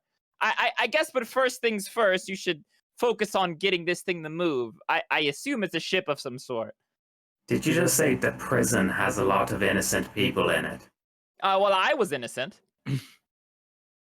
Sure, buddy. So was I. I wasn't. Yeah. All right. So that little exchange happened. What is Kachi doing or trying to do? The Modron is now very much making some more sense, but it's still very angry. So I'm thinking that he needs more vocabulary, so I turn to Maze and yell at her, saying, hey, I think he might know some stuff about your dad too. I insight that when I hear that. As soon as he says that, I insight that as soon as he says that. Yeah, are you? Do you think that you're lying, or do you think that that's something that actually happens, G-Way? Definitely lying. I'm thinking that he's so old he might have some kind of information, so it's a half truth. So Michael, this is more of just a regular wisdom check to see if you believe him. It's Wait, not an insight. 'cause It's he's not telling the insight? truth. Why is that insight? No. I mean, like, oh yeah, you know what? You're right. It's an insight whether you can pierce through your My mistrust bullshit. to see that he is telling the truth. Go He's ahead. clearly lying. Dude, that's some bullshit. Okay, whatever. Is that nat one? Oh. He didn't have to roll at all. What the heck? Fine. But before I do that, I do investigate the ships, see what they are, as I peek back. So it seems like when you were flipping switches, some of the manual switches you were doing correctly, but there are some runes that no matter how much you touched, it just didn't seem like it was doing anything. What do you mean? Like some buttons just did not react to you pressing them. Oh, no, There were I'm some gonna- levers and junk that like physically, if you touch them, something happened in the ship. But when it's like keypad stuff, it seems like it doesn't react to you as well. I'm going back to the Modron because someone didn't roll, but I'm going to investigate the ships before I go back to the Modron and see what they are. That's what I was asking. He's saying he's looking at the screens. Yeah, since I'm looking at the screen. He wants to look Oh, at the ships the Warden. attacking Yeah. alien Yeah. force. Yeah, sure. Go ahead. What does that check? I think it'd be more of a history check. 11. Well, Nothing. You Okay. also know that they are not part of the, and this is a lore tidbit for everybody who's following it along at home, the Non-Aggression Pact Trade Association, which is a loose federation of all the orderly races in this universe, this galaxy. So none of those races seem to have this kind of ship. I turn back and I run towards the Modron Eye, pushing past Kitchi, like forcefully pushing past the little whelp, and saying, "Exactly, who are you?" And I get very close with my tattoo to make sure he sees it. He doesn't seem, he looks and flickers. You don't, it's not too fast, and goes, "Who are you?" I talk to it in deep speech to see if it reacts to that. I ask, "Who are you?" in deep speech? That's what it says back? No, it's regular speech. In It's, common, oh, in common. it's talking common now. Yeah, We are. because you said, "Who are you?" and now it's saying back to you, "Who are you?" I'm a giant eye in a We wall, are- I say to it. That's what you say to it? Yes, that's but what I you're say not a to it. giant eye. I know. Yeah, Kachi is dumbfounded as well. It's like, No, but I do we're say it. miners. We found you in an asteroid. How does it respond to what I said? We no, you are not giant eye in wall. Okay, Who so are you? you obviously understand what I'm saying. We are your new crew. We're coming to seek safe Crew? harbor here. Yes. crew. Yes, crew. we- And it starts looking at each of you as you guys are around. Crew. Mechanical being in captain's chair, part of crew. Yes, parts of crew. Yes. We saved you from your dormant sleep. You were going to be blown up by those ships outside. Aye, Captain. Very well. And you see the tips of its tentacles pop open into 5 other little digits, and it starts tapping away at the little console at the balcony. Yes, Captain. And Orders your from name is- Captain now. I'm sorry, say that And again? you hear this in. You don't hear the. Well, I mean, like he just says that out loud, but Hawthorne, where it was just a muffled groan, now you hear it in your helmet going, "Orders from Captain now." Apparently you're the I captain. think Hawthorne's like, Am I the captain then? You are the captain now. Right. Kachi just has sighs of relief. Sighs of relief that it wasn't Maze. I'm the one who's deciphering what this idiot is saying. You guys are all dum-dums. I think, yeah, Hawthorne, yeah, Safeguard takes a moment and is like, All right. Let's try and get out of here. Also, we've got collars on our necks. Do you know how to get them off? "Get out! Do not know how colors get off."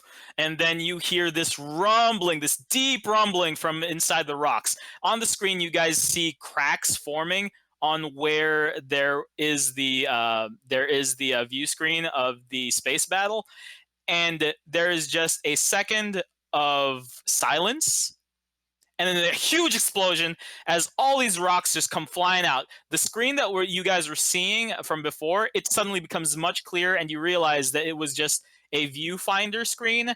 Now with the rocks blown out of the way, you completely see the scale of the battle, and it's all around. Oh. The sounds of the battle are finally coming into you, and that's pretty fucking impressive, given that it's just going through space dust and not actual air, and that you can hear the sounds of this battle.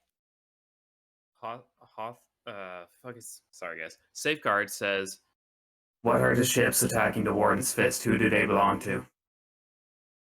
Unclear, unknown. Can I was hoping make that was an us. history check on it? Real quick, Since- can we hear this conversation, or can only Safeguard hear it? So you can hear the complete conversation. 23. What's it called? Kyachi and Maze are only hearing the Modron, the Pentadrone's side of the conversation. Can I see something now that I see the entire battle? How fucked is the prison? So you can see the one ship is. If it was just the one battleship, maybe they had a chance, because you can see like giant cannons coming out from the knuckles of the Warden's fist, and it's starting to fire back, and the shields are failing. But as you're saying that, you see more red beams of light start to streak in right next to the starship, and more of these splinter ships are coming out of warp. Okay, quick question. I need some information about just the way space travel works, as far as how I understand it. Is it like a Star Wars thing where, like, if you hit warp space, for the most part you're safe unless somebody follows you through warp space? Or how does it work? Like, because I'm focused on if there's any possible way for us to save anyone from this. Okay, so not that you would know about it, but you're in a room full of people who would know. Maybe not Kyachi, but obviously the other two would. yeah. Yes, there is the whole subliminal bubble. Like, if you get into warp speed, like, physics kind of gets all screwy and you're safe. Okay, well then, not metagaming. I look at a Safeguard, and I don't know how you feel as a DM about using persuasion rolls on other players, but at this point I'm trying to persuade him. Safeguard, there must be something that we can do for some of them. Surely escape pods or something. Should I roll, or? Here. Does it come to that point that you really want to persuade them? Because usually probably shouldn't. But yeah, let's hear. We can set a precedent early in the campaign. I mean, if persuasion rolls against other players are a thing. Well, Okay, obviously, we can insight. do. This is a slippery slope. Usually, I would say no, but we can take it as a vote. No, Well, I'm for it. I'm not really. I would- think I would it's up to the say player. No, but I think I have proficiency in vehicle C, thanks to my background, which translates to spaceships. So I think right now Safeguard is just entirely absorbed into trying to figure out how does this work? Are there controls that I can access? Do I just need to tell this thing to take us places and it will navigate for me? Do I have any direct control over the ship? And so I think he hears 23 and he's like, Listen, I'm trying to figure out how the fuck any of this works, alright? I'm not necessarily opposed to saving some people, but you gotta give me some time. As you say that, saving lives, calculating. Only one life may be saved by your parameters. This transport, and it shows one small vessel very close to y'all. It's zooming in, and it's Kalchuk's transport. Estimates given size and speed of enemy flagships. Main station will be destroyed in 20 minutes. Only salvageable life form would be this creature in this pod. I walk up to SG4. I put my I lean and said, "Hit Godspeed. Let's get out of here."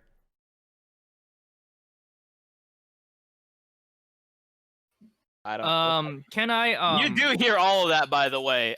23. You do hear the pentadrone very clearly saying you can save this one guy.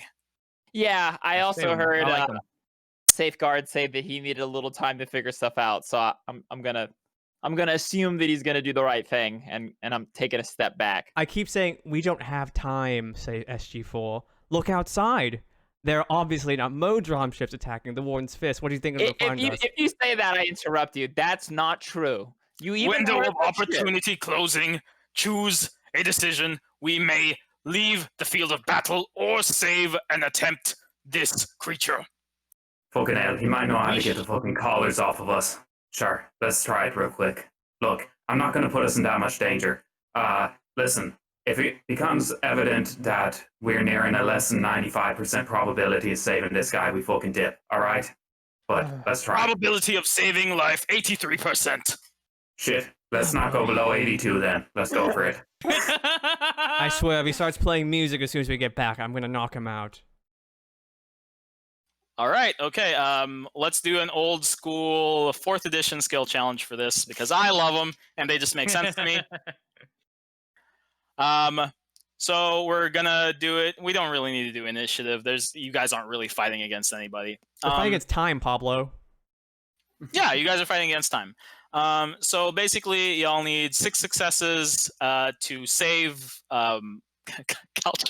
Oh God, you guys are gonna save Kalchuk, and 3 failures means that at the very least, Kalchuk is space dust. You guys can't use anything that the person before you in the line used or the skill that you used from the turn behind. So Hawthorne, I think you're the only one who's kind of new to this kind of homebrew system.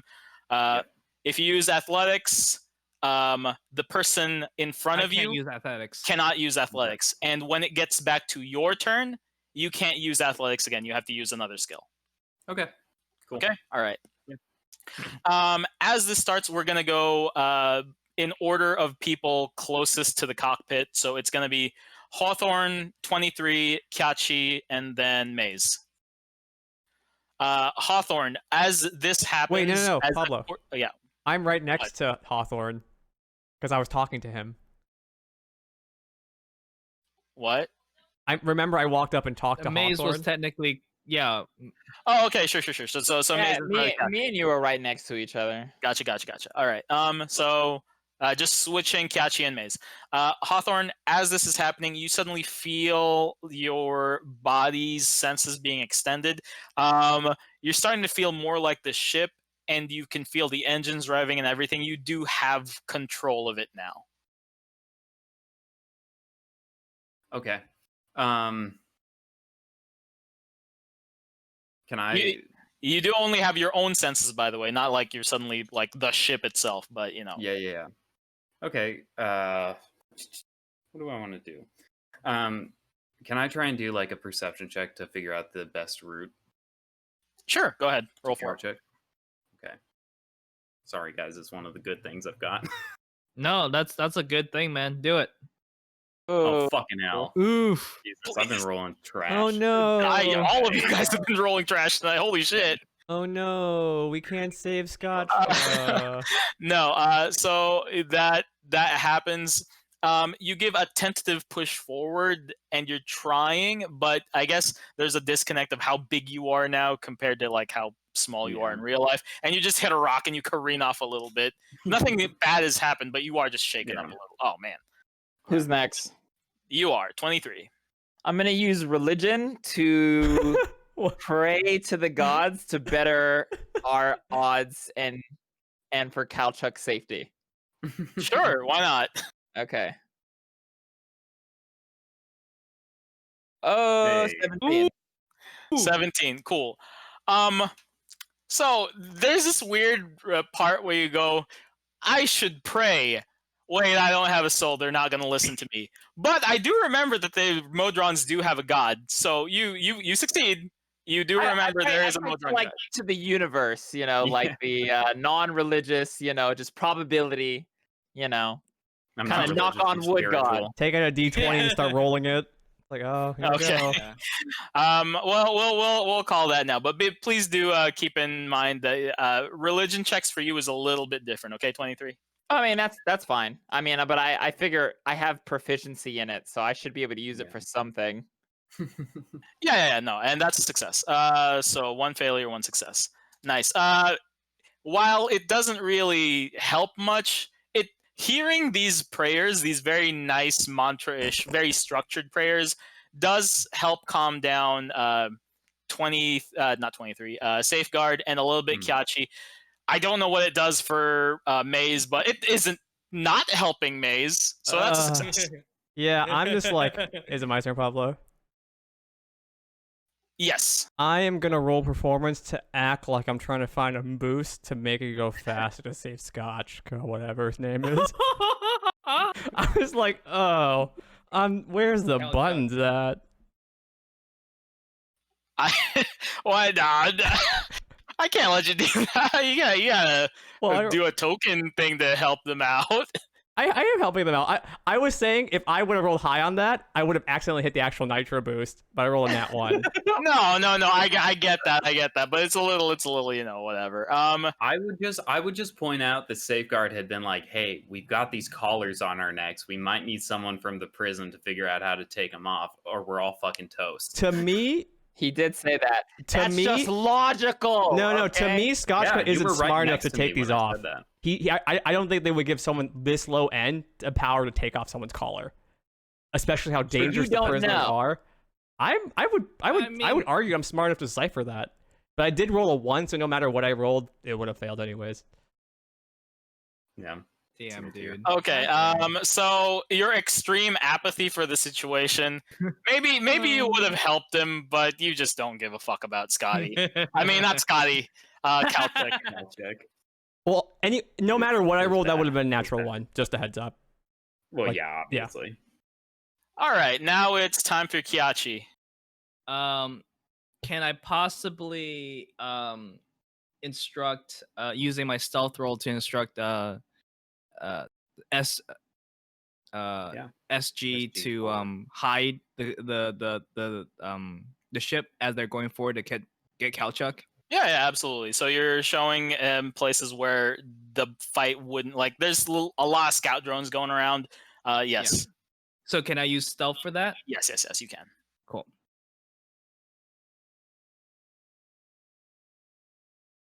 Ugh. Motherfucker. By the way, if you guys, this is your last failure, just so you know. All right, Yeah. so that's it. We Hey. lost the challenge, huh? You all failed, by Yeah. the way. It's not me. It's not on me. I rolled once. There You goes guys rolled Scotch. twice. Okay, don't look at me. As you guys, here's the thing.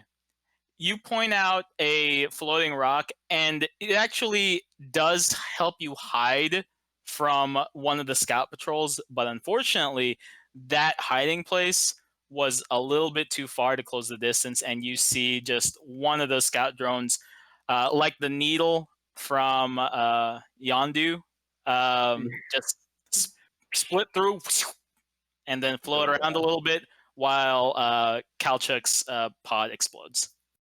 Well, Fuck. Damn. Oh no, Kalchak. Okay, let's go. We'll miss him. Breaks 23 as he sees all these people die. As it happens, I go talk to the eye. Salvage operation failed. Are we taking escape measures, Captain? Hit Yeah. Godspeed. Let's get the fuck out of here. Before we leave, I want to take one look at the ships and see if I can identify it. Go ahead. And that's history, right? Mm-hmm. You're not gonna roll high on this, are you? 6. Nah. Those are Our rolls oh, fuck, man. Flying bullets. Bro. The last thing that the Pentadrone says: 3 possible locations for re-entry found. This aquatic backwater station, low levels of intelligence and technology found. Secondary planet, demonic energy found. Third, high levels of civilization, technology levels increasing. Third one. SG, third one. SG, third one. I've got it. Let's go to the third one. Route set. Initializing warp. Only SG could hear that, yeah? Well, me and him. No, so Pentadrone is actually shouting this, so you guys did hear the options. You're not gonna say it, Pablo? Hmm? We're hitting Godspeed. That's what you wrote, remember? You. Yeah, no, okay, alright, okay. Hit Godspeed. Action acquired, unnamed Modron vehicle hitting Godspeed. And then, with a flash of light, you guys enter the subliminal space and zip away. Well, that wasn't very successful.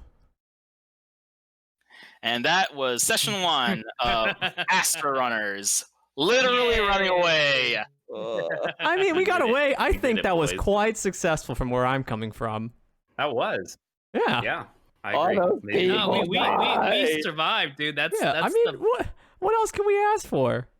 We could have asked to save more people. Those were. So- I mean, Go ahead. Here's the We tried here's to the do breakdown. one. If you guys want to do a little bit behind the DM screen, the longer you fucked around with trying to open up the ships, just opening up the ship, the less of a chance you would have had to save people on the Warden. So if you guys would have gotten it open in like 5 successes, then awesome. Everybody gets saved. Well, not everybody, but everybody that you met along the way would have been saved. If you guys took too long, the only ones that you could have saved would have been Kalchuk. If you guys took way too long, then you would have saved nobody. And if you guys would have taken like 20 tries and failed all 20, a bunch of Modrons would have popped out and like started fucking with you. And then you guys would have gotten into the ship. But, you know, Shit. that was the level of progression. You guys got to the point where you could save Kalchuk. You didn't get there. So Wait, you said a bunch of Modrons, as in multiple? yeah, like security Modrons would have like just popped Well, out of the security eyeball or something. ones. Yeah, Oh, security so guys. so those were Modrons that were attacking.